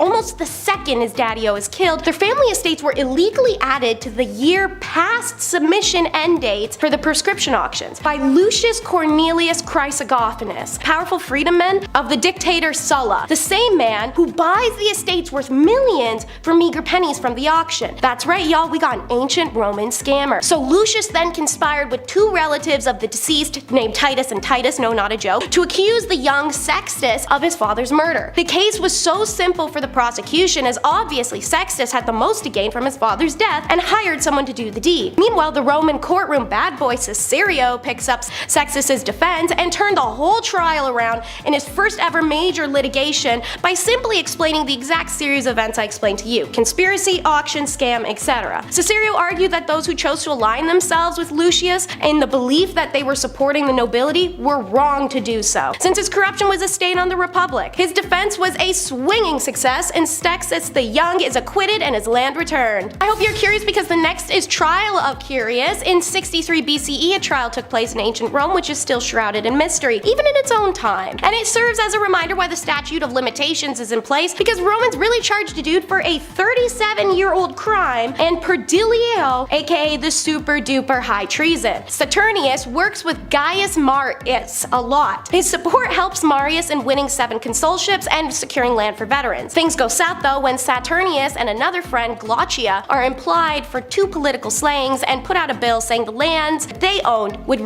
be redistributed to the poor. When have rich people ever liked that news? So he put in the bill, if you fight against that, you lose your royal status. When representatives of the Senate came to Marius asking for his help, Marius, even in Plutarch's version, actually feigned a bad case of diarrhea to avoid having to deal with this. In the end, Saturnus and Glaucia are overpowered, forced to surrender, and stoned to death. Marius sadly has to abandon his buddy and moves on in his life for 37 years. One of the instigators against Marius can be identified with certainty. His name was Titus, again, and he must have been in his mid-30s during the trial but wasn't born when the stoning even went down. But he knew his uncle was one of the victims and felt that was a pretty good way to get some fame and cash. They could have gone after a bunch of other options but Marius, someone who was friends with the victim, and weirdly he was their unspecified choice. He was charged with complicity, which he obviously denied, but where the hell was he gonna find witnesses 37 years later when most people died in this time at like 20? Thus, the insane charge of high treason as well as the killings. Cesario, who acted as his defense, had done what he could, but he was no match for the bratty nepotism of Roman hierarchy, so Marius was crucified. Speak with your chest, baby girl, it's Marcia of Sentinum. There's lots of notable women lost to history thanks to sexism, but some remain on the blurred line. We know little about her. Her native city is an ancient Umbrian town, and her vague description is dark hair. The only Latin author that wrote of her is Valerius Maximus, and it's in his Memorable Deeds and Sayings text. He paid more attention to the action done by this woman because it isn't in compliance with the social and cultural values of ancient Rome. Masseria is one of those women who, as Valerius writes, were restrained from speaking in the forum and in the courts either by their sex or by the chastity of matronly dress. The men of Masseria's family were involved in the Great Umbrian Revolt of 90. For this reason, they couldn't defend her in court when she was put there in charges. We're not really sure what those charges are. According to the rules of all of ancient Rome, Masseria shouldn't have been able to defend herself, and she was a victim of circumstances, thus she was allowed to be able to. Valerius Maximus writes that because she had been accused, Masseria of Sentinum defended her own cause before a great crowd at the court-convened praetor Lucius Titus, and having used all the techniques and devices of defense not only accurately but also courageously, she was acquitted at the first hearing and almost unanimously. So because she was concealed by a manly spirit in the guise of a woman, they call her androgynous. Nice. Love a poet, but their content is too happy for you? Consider banishment. Worked like a charm in the case of Ovid's exile. In December of 2017, similar to the writer and poet Dante, Rome's council unanimously approved a motion to repair the serious wrong suffered by Ovid, thought as one of the 3 canonical poets of Latin literature, by finally ending his exile. So, why exiled? Well, we have 3 factors at play. Ovid's sensual poetry was considered offensive, his attitude to the Emperor Augustus was too disrespectful, and he may have been involved in an unspecified plot or scandal. He was friends with a bunch of the members of the failed coup against Augustus in 6 AD, so it was believed he knew it was going to happen but didn't tell anyone, aka conspiracy. Rumors were also implied that he helped Julia in her many affairs, which scandalized Roman society and pissed off her hubby. And Ovid may have had an affair with the emperor's granddaughter. All we know is that in 8 AD, Ovid is booted out of Rome on personal orders of Augustus without due process. It was a big ol' scandal in the empire, but who's gonna say anything? We could go to Ovid for answers on what happened, but exile was brutal for him. He had to leave his wife and kids, so all he'd ever say, it was the result of a verse and a mistake. When Augustus died, the Pope and his family had real hopes under the order of banishment that it would be lifted. Unfortunately, the successor, Tiberius, was a cruel man and continued to forbid the poet's return. He died of unknown reasons in 17 or 18 AD. Imagine seeing Triple on the battlefield and it's not because he got conked on the head. The Hoteius trial. It starts with 2 sets of triplets and 2 warring kings. Alba Longa has invaded some Roman territory and the armies of Tullus meet them there, where the armies then discuss how to to minimize the bloodshed, only to notice that both sides happen to have brought sets of triplets to the front. It seems divinely sent that the gods had this strange coincidence occur, so it was agreed that the two sets of three would be the only battlers. The Roman brothers Horatius and the Alban brothers Coratius duke it out to win and end the war. After two of his brothers are slayed, the final Roman triplet uses a clever strategy to strike down his opponents and win. The armies go separate ways, and Horatius is rejoiced by his people, but not his sister Horatia, who is devastated to learn her fiance, one of those three triplets from the Albans, has been killed. Horatia's great grief angers her brother. After all, they were enemies, and they were responsible for the death of her other brothers. He drew his sword and approached his sister saying get lost and some other stuff, I'm not kidding, and swung his sword through her. Record scratch sound effect. Everyone went from cheering to what the hell dude, and dragged him before the emperor, who appointed a people's assembly. The assembly's conclusion is what he did was effed in the head, and they can't acquit it. While the executioner's binding him up, Daddy Horatius pulls up and makes an appeal. He thinks his daughter being killed was justifiable. Gee, thanks Dad. And secondly, he just lost 3 out of 4 kids in one day. I know this is messed up, but this is all I've got left. So they acquitted his son on the admiration for his courage rather than upholding law and justice. And last but definitely not least is the very well known trial of Jesus. The only issue is the Bible is being so edited and rewritten and redistributed. There are too many different versions of the story to really nail down any real ones. So here is what we know in layman's terms. Passover. Jesus and his disciples, actually his name is Jesus, are in Bethany for the occasion. The first 3 gospels say Jesus' first stop was at the temple complex, where he flipped some merchant tables in front of it for selling stuff in a place of prayer like it's a Walmart. Valid. According to the general understanding first proposed by Mark, this event leads directly to the condemnation and death of Jesus. In these first 3 gospels, Jesus and his disciples have Seder, and after dinner they go over on foot to the Mount of Olives, where the famous prayer to God is known to be agony, since Jesus foresees what is to come and he gets 0 response. Where's Dad when you need him? The next day, boom, a mob of Roman auxiliaries snatch Jesus up as Judas betrays him with a smooch.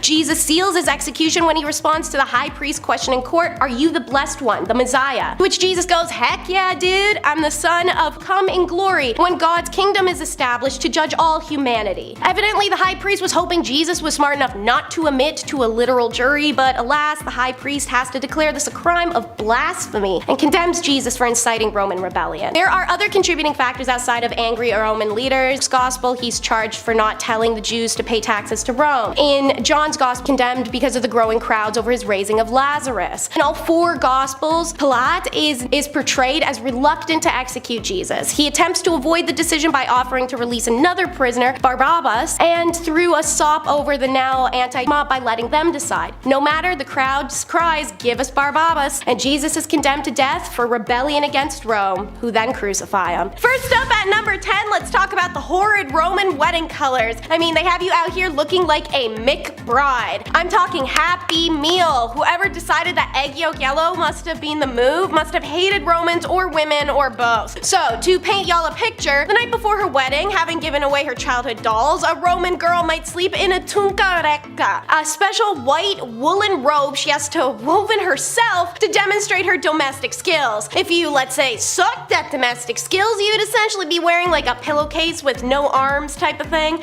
So, on the morning of the wedding day, the bride is dressed by her mother, and everything she wore has to be cream or a yellow wool. It's the only material harvested from an animal while it's still alive, thus it contained animus, aka spirit. This must seem an absolutely brazenly stupid material choice given the Mediterranean climate, but keep in mind it was spun to be supremely Aryan-like. That doesn't make it any less chafy though, so. On to the egg yolk, aka flammium. The flame-colored or color of egg yolk veil used to cover the bride's hair and shielded her face. It signaled the transition into a matron's pala, a huge rectangular shawl worn by wedded women. But before you slap that rain poncho on her head, don't forget to do the elaborate Sunny Creens hairstyle. What's that mean in English? Intercourse creens. It's 6 special braids wound with a bunch of fragrant herbs to do with fertility, but also covers the fact people were smelly. Don't worry, you add more cotton this time to her hair in colorful strips. Last but not least, like like your daughter is a present under the tree, you tie her up in a bow. More accurately, a cingulum. It's a wool belt tied with something called a Hercules knot that her husband has to be competent enough to undo on the wedding night. Toss on a pair of neon yellow slippers and you're ready to go down the aisle looking like a crumpled napkin covered in mustard. Let's go. So, marriage required giving up a lot of yourself, including your girlhood. Number 9 is Bye Bye Barbie. As we all know, girls were married off while still young. But to give you like the smallest semblance of peace, many Roman emperors upheld and enforced that consummation wasn't allowed despite a marriage occurring until a woman reached a certain age, just to ensure they didn't die unnecessarily, and childbirth was a major 50-50 back then. Some women were genuinely barred from giving birth well into their 20s if their family had a bad rep of lady deaths. But the night before a wedding, no matter what happened once the knot was tied, pun intended, and no matter her age, a girl set aside dolls, old hairbrushes, and dresses and donned in matronly garb for the first time and ceremoniously burnt her old items. By dedicating her toys and youthful possessions to the household gods, it became a transition in which she would emerge a woman. Even if you're like 20, you had to do this. I'm sure it didn't have to go as far as burning it, like sheesh, maybe save them for when you have a kid of your own, that way you don't have to remake and rebuy all the stuff again. Or find like a prehistoric value village to donate to, maybe. And while we're giving things away, why don't you take a second and scroll on down to the red button below so you can subscribe to the Hive. Now, as mentioned, Roman emperors had some more really than a little say in marriage. So,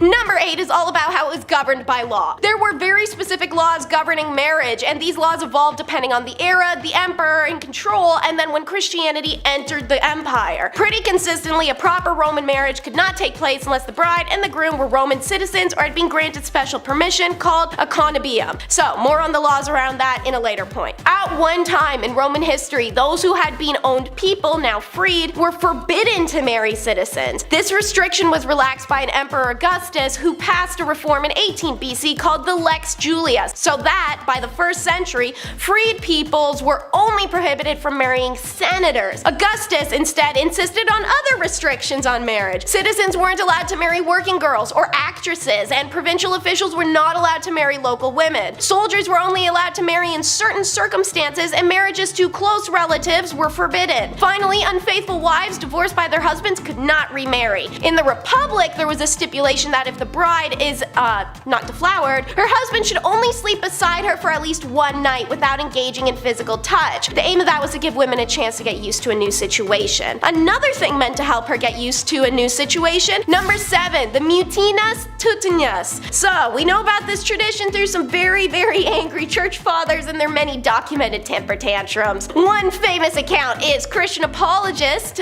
Arnibus, who angrily scribbled that the Roman matrons were taken for a ride on Tutinus with its immense shameful parts. In reality, what he's actually describing with a lot of hostility and hypocrisy as an obscene loss of purity was actually a ritual that allowed brides to have autonomy and learn not to be embarrassed by the act of intercourse and their body's role in it, in an era where that didn't get to happen. So stop being mad, bro, it can't always be about men. The ritual goes that before the consummation of her marriage, a Roman woman had to go through the process of deflowering herself. In order to do that, she made her way to the temple of Mutinus and the marriage deity and sat on his appendage. She didn't have to do more than a quick sit if she didn't want to. It was up to the woman. Some wanted to do the sit down, ouch, okay, time to get up and leave, got lots of wedding planning to do, while other women would, you know. So whatever kind of woman you are, once you walked out of that temple, albeit now a little bit bow-legged, you were also now able to have proper relations with your new husband. And a deity being your first penetration would guarantee fertility and healthy children. As also mentioned previously, their society aimed for women not to have relations on the first night anyways, and rather sleep beside their husband.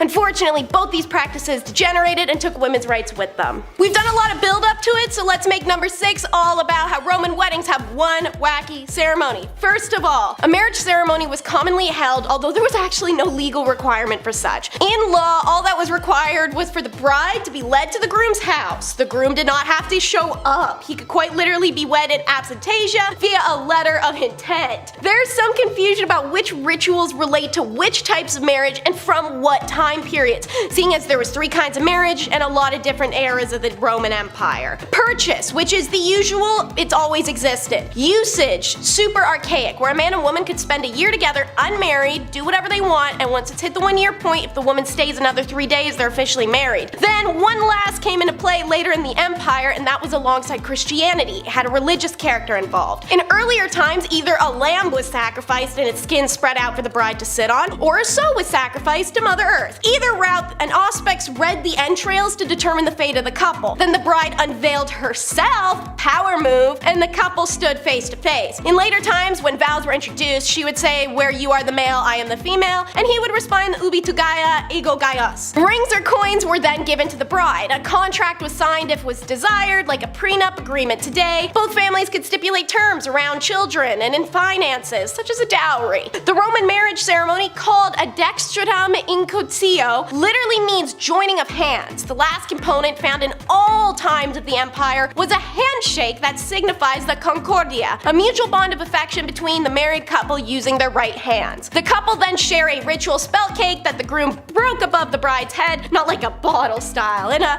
"let me crumble this above your elaborate hairstyle to feed your head lice" kind of way. And then after the wedding comes the domum deductio, number 5. So it's a big old procession and the most important part of the wedding day, signifying a public acknowledgement of the wedding. The procession could begin at the bride's family's hearth with a ritual where she would be pulled from her mother's arms and a demonstration of the bride's modesty and sadness of leaving the family home. The entire procession then paraded to the groom's house, and the bride specifically was escorted by 3 younger men, one carrying a torch and the other 2 would be holding her arms. They are followed by the pronuba, 5 white pine torches that are carried to honor Ceres, an earth fertility goddess. The bride then has a bouquet of distaffs or spindles to nod to her duty as a wool maker for the family. Then would come the couple's friends and family behind them. Anyone else could join the procession, and many people did just for fun, all while throwing candied nuts at the bride. The groom received the bride at the door, which she entered with the distaff and spindle in hand, and at the threshold the bride adorned the doorway post with the fat of a pig to honor Ceres, the fat of a wolf to honor Rome, and then remember those raw wool strips all up in her hair? They get added to the door too. After she's finished her arts and craft project, the husband would present her the household keys. In pagan times, she'd do a consent chant, then he'd sweep her up and carry her in the doorway since tripping was a bad omen. Guests were invited in for a meal and only left when it was time to undo Hercules' knot.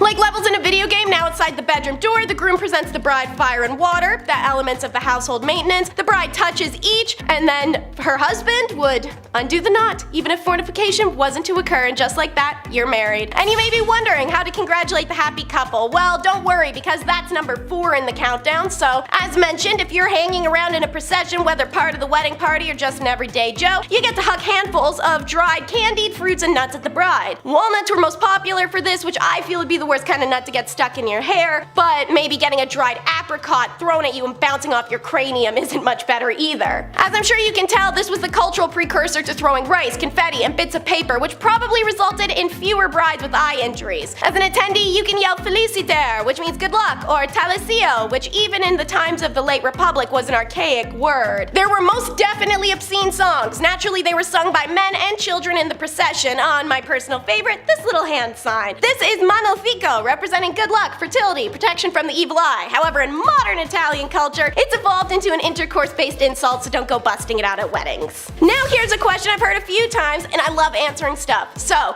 who can marry who is number 3. If you went back in time and asked a Roman their perspective on interracial marriage, they'd be so confused by your question they'd probably miss the fact that you're wearing Air Maxes. Fun fact, kids, but most of those ancient worlds didn't have our racial categories. A Briton and Assyrian, African and Romanian, Caribbean and Native American? What's Latin for whatever's, yo? Because they didn't regard such things as fundamentally wrong the way that modern crappy people can. The evidence seems to show that ethnicity played a little part once a group was Romanized. If they acted, dressed, and behaved as a Roman, then to most, they were a real Roman. That meant you could marry another Roman. Don't even ask me about same-sex relationships because those were laughably normal. But hear what I mentioned, Roman and Roman. That's because the big Roman taboo was class mixing. A great example is how a barbarian and a Roman citizen couldn't marry, not on the grounds of race mixing or same genders, but actually on pure legality. Marriage had to be between 2 Roman Empire citizens. Barbarians, who were anyone living in the regions around Rome but not part of the Roman Empire, did not not have connubium, which is aka the right to specifically marry Roman citizens. This applied to even the Greeks, who were held above the other barbarians for being similar enough to the Romans. If a marriage between a Germanic and a Roman tried or did successfully happen, man, y'all could be beige, pink, black, green, blue, boys, girls, all in between. It's a scandal, one that could be subjected to a court case or even a death sentence. Let's talk about number 2, the Roman divorce. Prior to the late Republic, divorce was virtually unknown. Changes in marriage laws allowed for women to keep control of her dowry, and this made divorce and self-sustenance more viable option for women. And it was also simple. Just so simple. Just as a marriage was only a declaration of intent to live together, as mentioned, really all that's necessary is a procession to the groom's house, divorce was just a declaration of the couple's intent not to live together. All that law required was that they declare their wish to divorce before 7 witnesses. An ex-wife could expect to receive her dowry back in full and then return to her father's possession. If she'd been independent before the wedding, i.e. orphan, freed woman, she would regain her independence. Under the Lex Julia, founded by Augustus, a wife found guilty of adultery in special court might sacrifice the return of half her dowry, and it allowed her dad to kill her, or just about any man. Really creepy. Divorce for infertility, always assumed to be the woman's fault, was valid given that bearing children was pretty much the point of the marriage thing, and also political advancement was another valid reason for divorce. In the late Republic, Cato the Younger divorced his wife Marcia so that she could marry someone else and he could forge links with the orator Quintus Hortensius, the only way he could climb in rank. Cato loved Marcia and missed her deeply, so when Hortensius dies a few years later, Cato was now a high-ranking man and remarried his now very rich ex-wife. The last and the craziest on the list is number 1. Where did it all come from? All these traditions, all these centuries. Roman weddings have had some of the most influence on traditions we still have today. Even the language, like tying the knot. But I have to come to bear some horrible, horrible origins for all of these traditions. The taking of Sabine women. The story is set when the village of Rome was first established in 753 BCE. Its population was almost entirely men, with only a small handful of already married women who are now too scared to leave their home. So, what's the answer to prehistoric evil men? Steal women of childbearing age from the neighboring township of Sabine. These girls are then forced into marriages through physicality. So when their fathers and brothers and previous husbands come to wage war and retrieve their women, the women are now mothers and throw themselves between the evil men who are now the fathers of their children and then the men who they'd been stolen from, their family. Historians say this is because women supposedly felt so much guilt over the bloodshed that started in their names and wanted to live neither fatherless nor widowed. So truce is called, and the Sabines and the Romans unite their community. There's a lot to be said here about motives for consent, notions of honor and family, female trauma, and the history being very obviously written by a man. So, for now, let's focus on the fact that many Roman weddings refer to this legendary empire-shaping event. The hairstyle of 6 braids. It's parted with a spearhead to represent the violent capture of the Sabines, pulling the daughter from her mother's arms, and her family, taking her away in a procession to her new husband's home. Women carried across the threshold to avoid tripping, a bad omen. It's a reference to Sabine women being forcibly carried or dragged into their captors' homes. Plutarch gave more explanation to the meaning of that wedding word, talisio, including the fact that it's named on one of the Sabine abductors and wool related, thus all the wool necessary in the wedding and the scraps being left around his front door. All of these traditions are incorporated into ancient Roman weddings after the atrocity united communities to try and ritualize the event that joined the two nations and create a bond from it, rewriting the tragedy into unity and celebration. And now, we still do some of these things today. Number 10 is the annual exorcism that renders the whole month of May unlucky for marriages, hence the proverb, bad girls wed in May, aka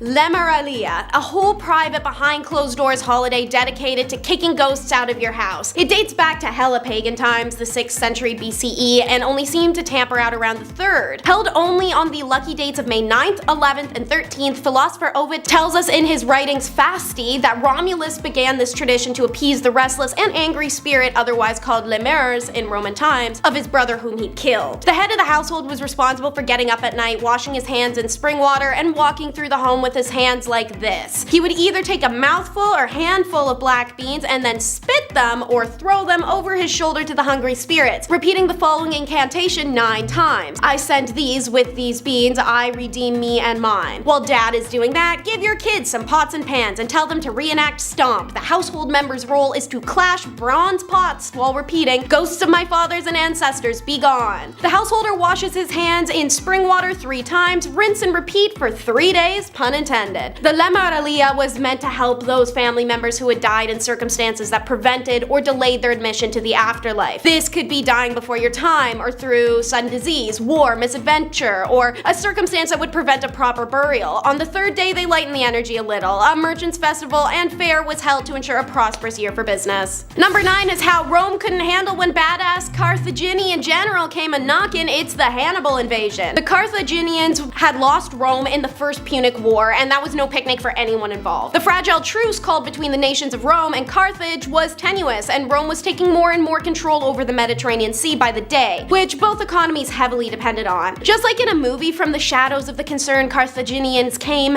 Hannibal, the hot new young general on the scene and the son of Hamilcar, one of the best Carthaginian generals. Now, in the wake of his father's death, with the Roman rage train rolling and something to prove, Hannibal forms his own plan, one that became known as one of the most significant historical events of ancient Rome. They would come to Italy and descend from the Alps. In the spring of 218 BCE, Hannibal led one of the biggest military journeys in history, and what would follow was a series of increasingly catastrophic disasters for the Roman Senate. The first major pitched battle at the river Trebia in December of 218 saw over half the deployed Roman forces eradicated. The Roman consul Flaminius overreacts and pursues Hannibal's army into the hills of Lake Trasimene in June of 217, where they're ambushed and a total of 15,000 Romans are killed. Now, a consul is dead and a significant portion of the army is gone. Instead of recollecting calmly, Rome continues to panic, and the newly elected consuls are given 20,000 Roman men each, as well as 40,000 supplementary troops from Roman allies, stocking an army of around 80,000 men. Imagine being a civilian right now, just everyone is being called for draft men every day, they leave en masse, never return. It's with these forces that the consuls confronted Hannibal at the Roman supply base Cannae, where he had taken. But they did it without taking into account the flat terrain, heavily favored the Carthaginian cavalry. Lo and behold, it's a downright killing spree, and out of the 80,000 men who fought, only 14,500 Romans escaped death or captivity. Let's talk about some more Roman political fumbles. In number 8, the year of 4 emperors. Nero, the emperor who started his reign fabulously only to end it universally despised, was the first emperor to definitively take their own life. He did this with a lot of pomp and flair, but also without leaving an heir. This set up an immense power grab into motion, leading to the year of 4 emperors in 69 AD. So let's do a credit run for these guys, shall we? Galba, who follows Nero, pretty much killed every distinguished man without a trial for petty differences. But then, when the people of Rome called upon him to punish 2 corrupt legions, he gave them honors and promotions. He also allowed his friends to wield taxation and condemnation as political favors. He gets killed by his own guards and his body laid in the street until a common soldier sought its head and delivered it to Marcus Salvius Otho. Otho, now elected emperor, immediately has Vitellius on it, refusing all offers of peace settlements and demanding a battle. Otho loses 40,000 men to him, and the man who tells him this takes his life at Otho's feet. Otho couldn't tough it, so he said goodbye to his loved ones, dispersed his wealth, took his own life. The Senate immediately hands Vitellius the throne to spare themselves more battle. Was a gluttonous dirtbag. Disregarding democracy, he mimicked Nero in setting himself up to be the supreme power. He held his position for 8 months before the founder of the Flavian dynasty, Titus Flavius, suddenly had the legions of Syria, Alexandria, Moesia, Pannonia, Illyricum declaring him the emperor, and the terrified Vitellius disguises himself with rags and tries to escape the city, but fails. Next is the emperor who essentially lived as if in a cartoon. Number 7 is Caligula's reign. Living in Rome at the same time as this guy would be a nightmare on the sole basis alone. His favorite phrase was, "Remember, I have the right to do anything to anybody," because that is what you want to hear from your leader, and he was someone who took it quite literally. This included banging his friends' wives, or the torment and subsequent killing of high-ranking senators who dared to disagree with him. He even turned killing into a sport and just attacked people at random.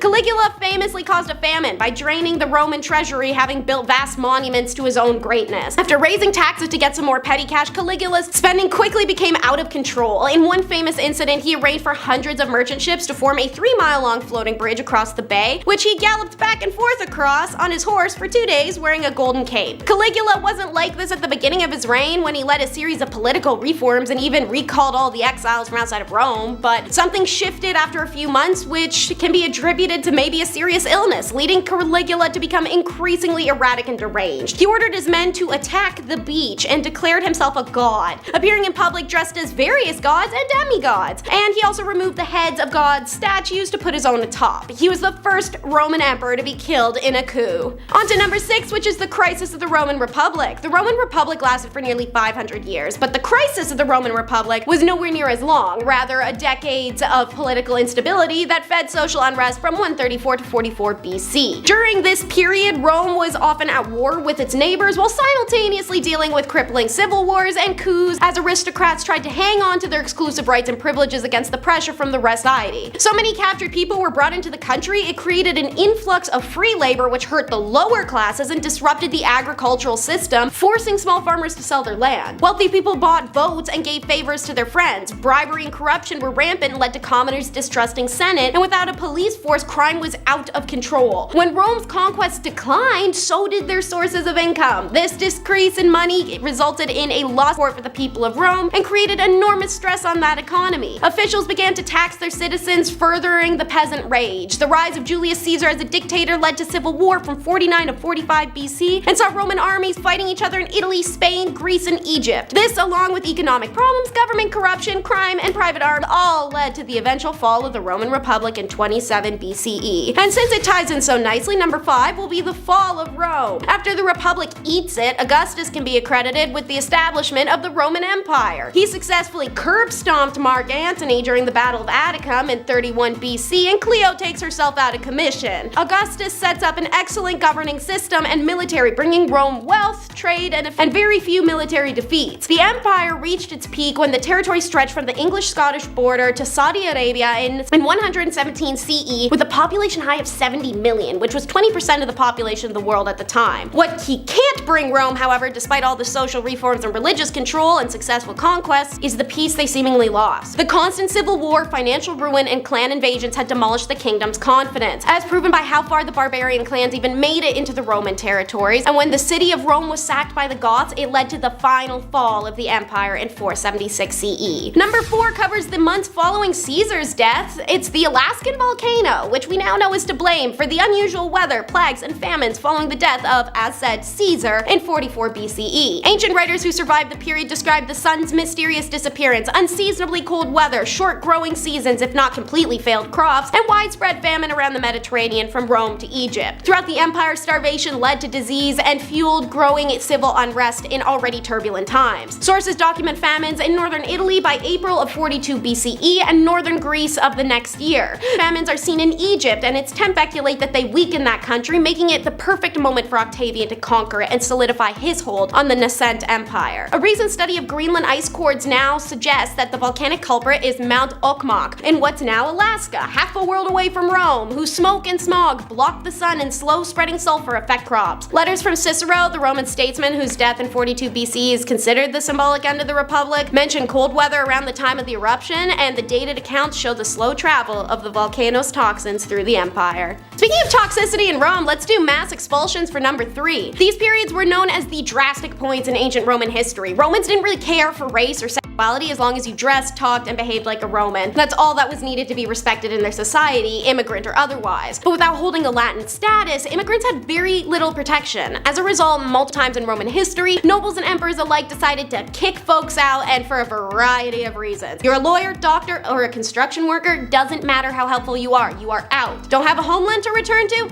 Doesn't matter. Naturally, thousands would starve just outside of the kingdom's gates for that reason. However, a mass expulsion could calm angry Roman citizens looking for someone to blame during a famine, war, or plague. Generally something or anything that would cause shortages. Religions such as Judaism or Roman paganism was often a target for expulsion, as seen in 98 BCE and 177 BCE. Professions could also be targeted. Cicero writes of an expulsion of philosophers in 126 BCE. It may not be right, of course, for one who is not a citizen to exercise the rights and privileges of citizenship, and the law on this point was secured by 2 of our wisest consuls. Still, to prevent foreigners from enjoying the advances of the city is altogether contrary to the laws of humanity. In a time of famine, Suetonius talks of how Augustus expelled owned people and gladiators. Once indeed a time of great scarcity, when it was difficult to find remedy, Augustus expelled from the city the laborers that were for sale, as well as the schools of gladiators, all foreigners with the exception of physicians and teachers and a part of the household servants. And what better to follow up expulsion than something that caused one? Number 2 is the plague of 165 AD, whose victims would fall to fever and chills with diarrhea starting red that turned black within a week. During that time, black pockmarks would scab their bodies to peel off and leave deep-ditched wounds. Towards the end, people would even cough up or excrete scabs that had formed inside of them.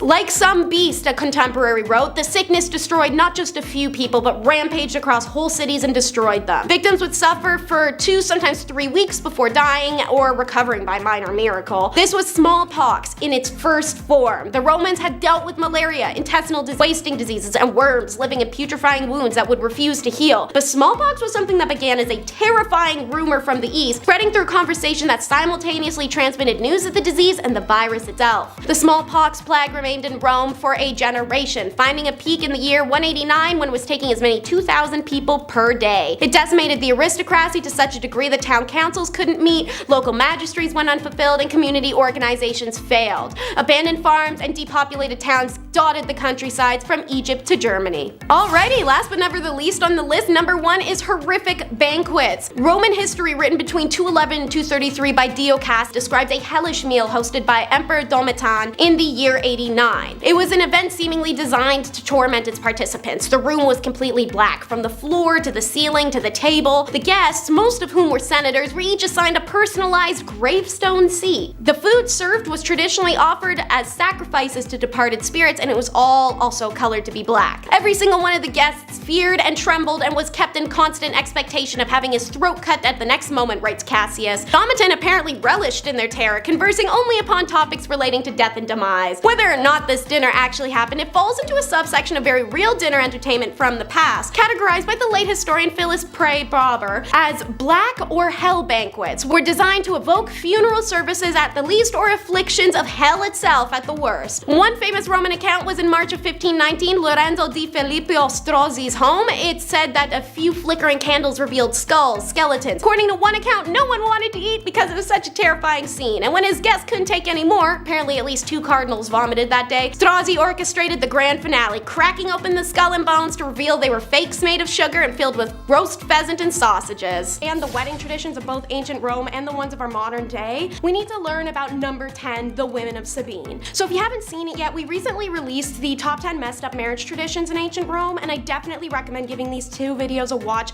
consecutively. As in that one, you'll learn more about the traditions and the ceremony itself. This video, more nitty-gritty, baby. So, to recap, this story first takes place when Rome was first established, like fresh off the press, just a small military settlement in 753 BCE. As a result, its entire population was men, which, don't get me wrong, Roman soldiers could work with the same way Greek ones could, but because their mommies had done all the work for them their entire lives and now they can't wash dishes or even a shirt, they sought out replacement mommies, aka wives. Where and how do you get wives when there are no women? The answer to that question was to steal any women of childbearing age from the neighboring township of Sabine. These women were ripped from their mothers and fathers and carried in large processions back to Rome, where they were forced into marriage via physicality. Their fathers, brothers, and former husbands came to wage war and win the women back, but the women of Sabine felt it was too late. Now forced into motherhood and marriage to the soldiers, the women of Sabine throw themselves in between the evil men who are now the fathers of their children and the men who they'd been stolen from, begging that bloodshed end, wanting to live neither fatherless nor widowed. So a truce is called, and Sabine and Rome united their communities. So let's do a traditional breakdown in the following part of the countdown. What traditions ended up coming from this? Number 9 will be stolen goods. So one result of Rome literally starting off as a mass theft of ladies and their autonomy, it developed a super fun mindset and tradition that the only bride of value was one that hadn't been deflowered and had been stolen from her family. This went in 2 directions. So first, marriage continued to be theft, not like a ha ha ha, steal the bride. This was like actual theft of a person and a forceful marriage. This is how it was in the early days of Rome for a few hundo years. Obviously, it can't stay that way forever because people do feel love and some people want to get married in a non-effed up way, so the tradition goes the second way. That theft would be continued, but as a consenting reenactment. In a consenting reenactment after the marriage ceremony, a bride would hug her father, then hold her mother, at which point the guests and the groomsmen would pull her from her mother's arms in a recreation of what happened to the Sabines, and that she should cry out in pain and weep as she was heralded along the route to her new house, even if they were faking it, just as the Sabines had. And that's when number 8 comes in, the best man. So before the theft was a reenactment and it was still the real deal stuff, the best man and or groomsmen were crucial. If a bride's family was to steal back their daughter before the consummation occurs, this man or men's purpose was to literally guard the bride and fight her family. That's why he was called a best man. He was usually whatever man the groom knew who was best at fighting. And if he didn't want to risk getting his own butt kicked, well, he better bring his groomsmen. The more, the better. According to Country Living, the presence of groomsmen and best men was also to ensure that the bride, who in many situations was literally stolen, didn't make a break for it herself. This is why the best man stands up there next to the groom and bride instead of behind the door frame with a baseball bat, waiting for his homie's new father-in-law to come break down the door. If a fight's going to break out, you need your best fighter right there ready to go, or to tackle a runaway bride. Stolen or not, once you're married, it's time for number 7, the darkened threshold. The practice of the groom carrying the bride across the threshold of their new home or bedroom doorway dates back to the forcible actions taken on the Sabines as they fought tooth and nail to escape the soldiers. When it evolved and became part of a reenactment, the brides would continue to be carried through the threshold, but with a lot more steps in the process. So after that long and dramatic reenactment procession I mentioned, and the guests and the groom whipping walnuts at her the whole time to represent leaving childish things behind,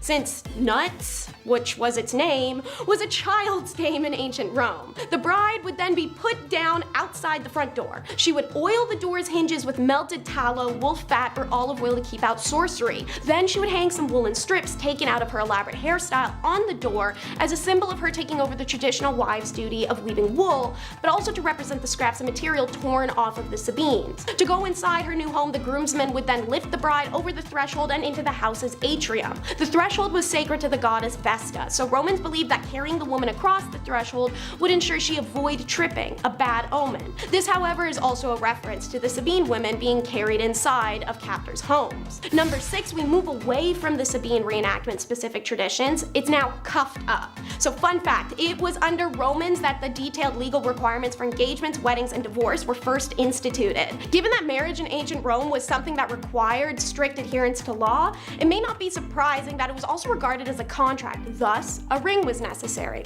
Women in ancient Rome society were given 2 wedding rings, an iron one and a gold one. The iron was stylized in the early times of Rome to look like or even act as a functioning key, indicating their husbands owned them and they were a homemaker. This ring was worn at home, whilst the second was worn in public to impress people. The most common type of ring associated with Roman marriages was the fede ring, which has a design showing a pair of clasped hands or an entwined couple. Less charming is how they're representative of a contract that's comparable to a farmer buying cows. The ring would act as a receipt and passing of ownership between the father to the future husband. That's why only women wore rings, because men weren't property. Going hand in hand with that last point is number 5, dowry on a finger. You know that whole selfish notion that if they really love you, they'll spend a fortune on a ring because that's what you're worth? Guess where that comes from? Creepy, right? Nowadays, it can be obvious from a ring how much someone paid for it, but back in ancient Rome, looking at a ring was how you established how much a woman was worth. And you could base how much you should respect her on that. Cheap ring, that means a small dowry and an unworthy woman.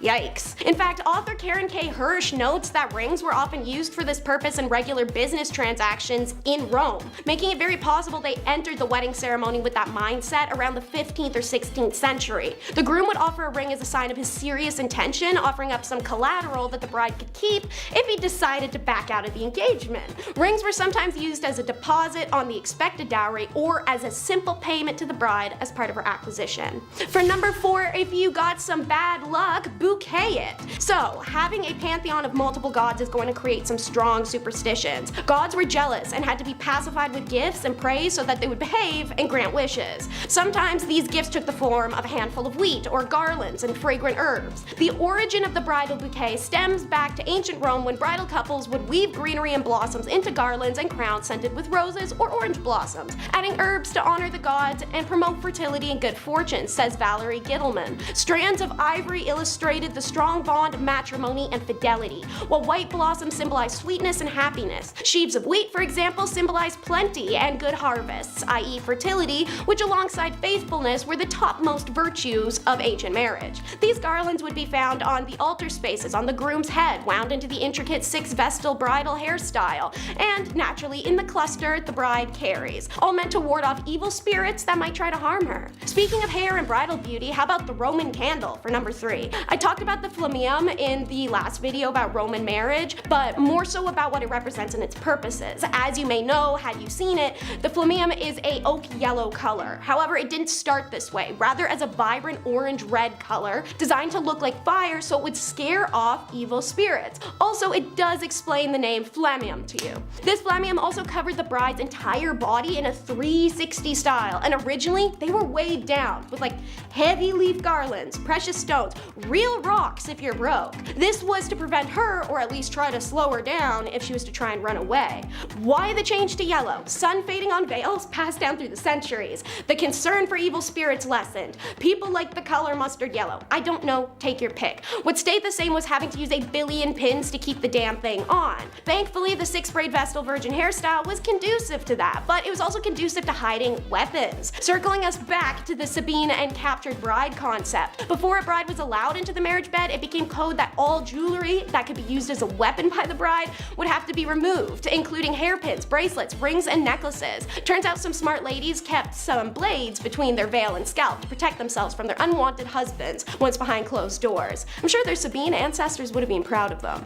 This one's a little odd, but you may now kiss the priest, in at number 2. Pre-Christianity, kissing in Rome was actually a greeting. Before you picture a hot and sloppy makeout sesh, that's not the case. I mean a peck or little brushy brush of the lips. It was done between strangers, nobility, and family. Hell, they had to put laws in place to get people to stop laying them on each other when pandemics would break out so less people would die. It wasn't a romantic thing in the slightest. Common for friends to kiss one another's closed eyelids, necks, and mouths, and considered a great privilege to greet members of your own family with a kiss. This rule was not to be broken or followed incorrectly. As Christianity took root in ancient Rome, the act of kissing became shamed alongside nudity, intercourse, and just about anything that was natural. What did remain was the kiss of peace. These were initially acceptable between men and women, but over time, Rome went from a kiss-friendly to no-tongue action township. Because God forbid you kiss someone thanks for the loaf of bread you bought and feel a tingle somewhere. I know you bought bread from her every day for the last 13 years before now and kissed her thanks every time,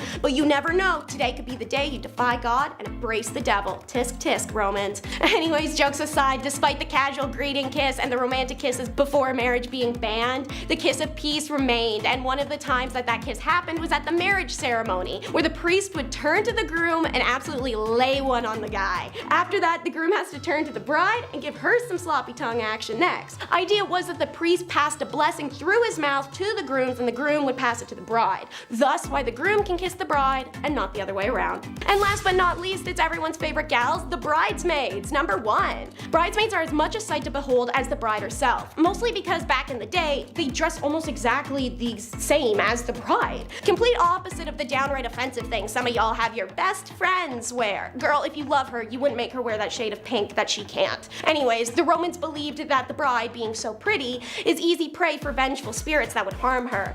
Thus, the bouquets, the flammeum, and now the bridesmaids, aka decoy brides. These maidens' purposes were literally to confuse evil spirits. They would dress identical to each other in an outfit somewhat similar to the bride's own. Since the bridesmaids would be surrounding the bride and look so similar to one another, it was believed the evil spirits would become confused and fly off somewhere else. Reader's Digest also noted the use of bridesmaids in a similar fashion to the best man, confusing rival lovers or even criminals seeking to take the bride. As a result, the tradition of bridesmaids wearing identical dresses to the bride persisted until the 1880s. Of course, modern bridesmaids who consider the role less of an honor than a job with the terrible uniform should consider something else noted by Reader's Digest. In ancient times, bridesmaids were literally the bride's maids. At least these days, you're getting drunk on a yacht with her. Number 10, Family Feud. After making countless lists about kings and queens and learning about the lengths they go to gain power, it shouldn't come as a surprise to learn that Emperor Nero did some pretty messed up stuff to secure his position of power. Though he would later become an absolute menace to Roman society, he might have picked up this whole violent seizure of power idea from his very own mother, since she pulled a stunt just to get Nero's foot in the door, so to speak. You see, Nero was never supposed to become emperor, but when Emperor Claudius married his niece Agrippina, Nero's mother, she convinced Claudius to adopt Nero as his very own son, which he did.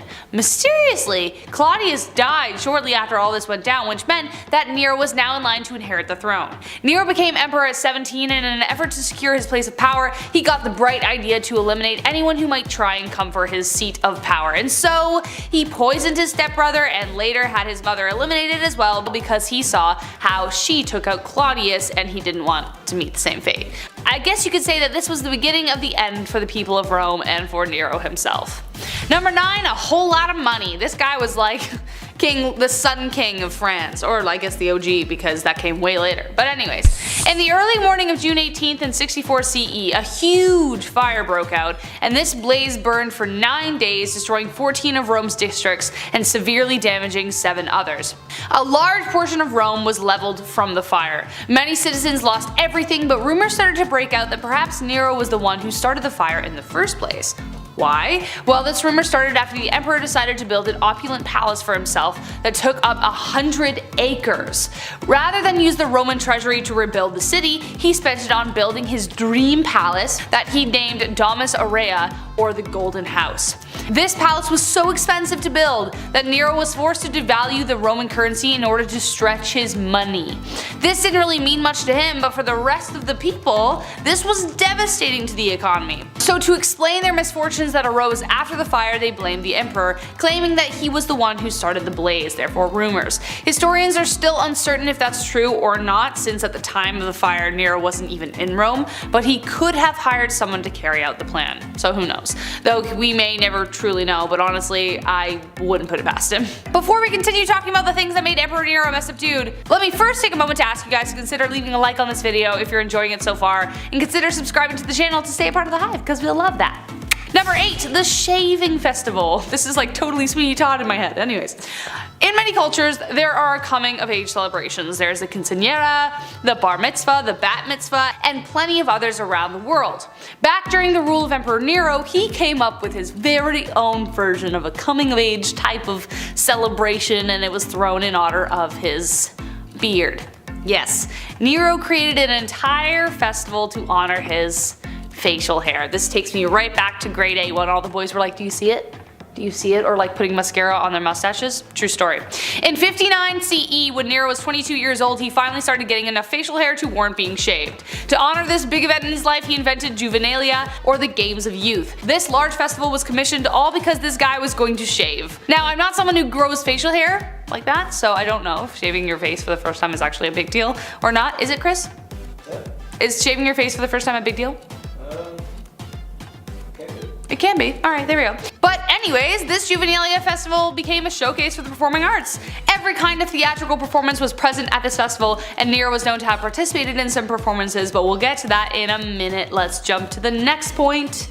Number 7, public performances. Let's talk about Emperor Nero, the actor. Nero always had a love for the arts. Many historians believe that if he never became emperor, then he would have become a performer, and some even think his dead dream of becoming a performer is what may have fueled his tyranny in the first place. He wanted his Oscar moment so bad, more than Leonardo DiCaprio, more than anything. And when Agrippina passed away, he found his chance. Nero wanted his popularity to rise, so he began to put on performances of songs he'd written in public. Cringe.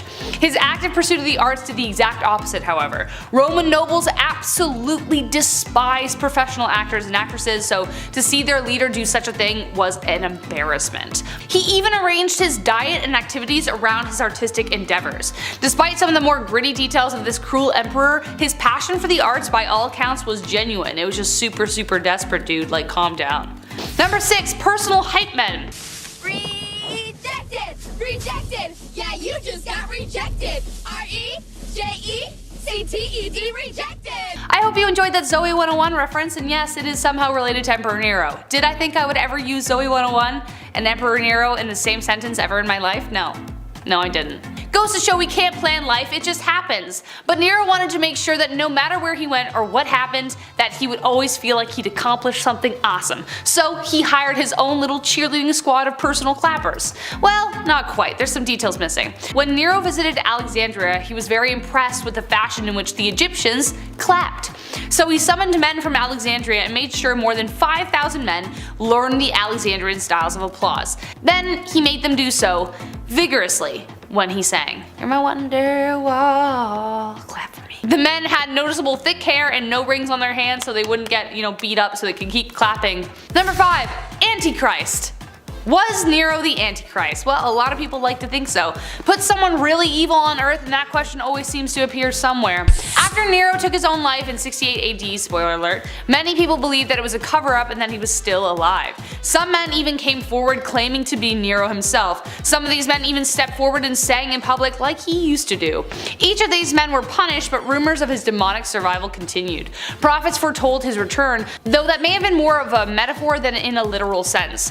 Nero was one of the most monstrous people of the time, so it's not surprising to think he is evil. From biblical forces to his crucifixion of Christians, which we'll get to later, the personification of the Antichrist was said to arise in the form of an emperor, which made Nero really match up quite well with that whole thing, so who knows. Number 4, messed up love. So of course, Nero had his fair share of mistresses, but according to rumor, there was none closer than Mummy Dearest. That's right, we got some Oedipus Rex action right now, but that was most likely a rumor perpetuated against a hated tyrant, but still, who can be sure? He and his mother often rode together in a litter and emerged with suspicious stains on their clothes, alleging what they might have done inside the litter. He also took up a mistress who looked a lot like his mother, which added fuel to the fire. Freud would have had a field day. But whatever love was between them would expire in 59 when Nero plotted to have his mother killed. His string of marriages were just as horrendous. His first wife, Octavia, he drove to take her own life. The second he kicked to death while she was carrying. The third was his former mistress, whose husband he forced to take his own life so she would be free to marry him. Then there was Pythagoras, who was Nero's fave ex-slave. In 64 AD they kind of married and Nero dressed as the bride. Nero also married another man named Sporus, who he also took away his manhood, should I say, so that he could be more of a woman in 67 AD. He took after his uncle Caligula when it came to taking advantage of the wives of his senators, which brings us to number 3, animal games. I know, you know where I'm going with this. If you know where this is going, trigger warning folks, this man was warped if you hadn't figured that out. As I was saying, he was a really big fan of putting his senators into uncomfortable positions, putting them through massive ridiculous orgies, but he also devised an utterly horrendous and bizarre sex game where he would dress up as an animal covered in animal pelts, come out of a cage and attack men and women tied to stakes. But then when he got his fill, he would go to one of his husbands to finish the job. In a way, he kind of sounds like an OG furry if furries were violent, but at the same time, Nero took his fetish way farther than anyone was comfortable with. Consent is sexy unless you're an emperor apparently, who literally takes lives if he doesn't get his way. He also allegedly had booths set up along the river he traveled filled with mechanisms for pleasure, and concubines role-playing innkeepers for his pleasure. That could be a rumor, but honestly I wouldn't put it past him. Number 2, night lights. Just when you think things have gotten as worse as they could get, it gets worse. But of course, this is Nero we are talking about, not Robert De Niro. He's a nice guy. They didn't have electricity back then, obviously, right? So at night they had to have a way of lighting up the night. Now, most logical people would be like, yeah, let's light a few torches, use some fire, but Nero had a darker idea that conveniently humiliated and tormented the people he hated the most, the Christians. When Rome burned, Nero went on to shift the blame to the Christians. Thousands of the followers were rounded up and punished in incredibly cruel ways, but most notably he built pyres, covered them with tar, and used them as torches for an imperial festival. Amongst the burning bodies, he had naked dancers come out and frolic around the poor victims. Going back to the Antichrist thing we mentioned earlier, I think this really makes for an open and shut case. And last one, time to go. Okay, let's do a quick recap here.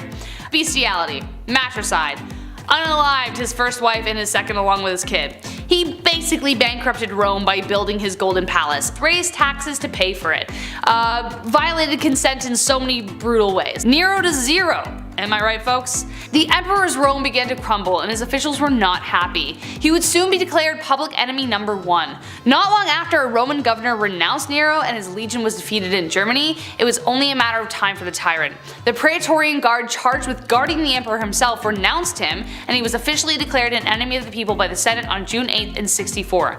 Nero knew he was done for, so rather than face the masses and account for his crimes, Nero took his own life to beat them to it. His last words were apparently, "What an artist dies in me." and he died with his current mistress at his side. She ensured he at least had a very decent burial, but that was that for the tyrannical ruler.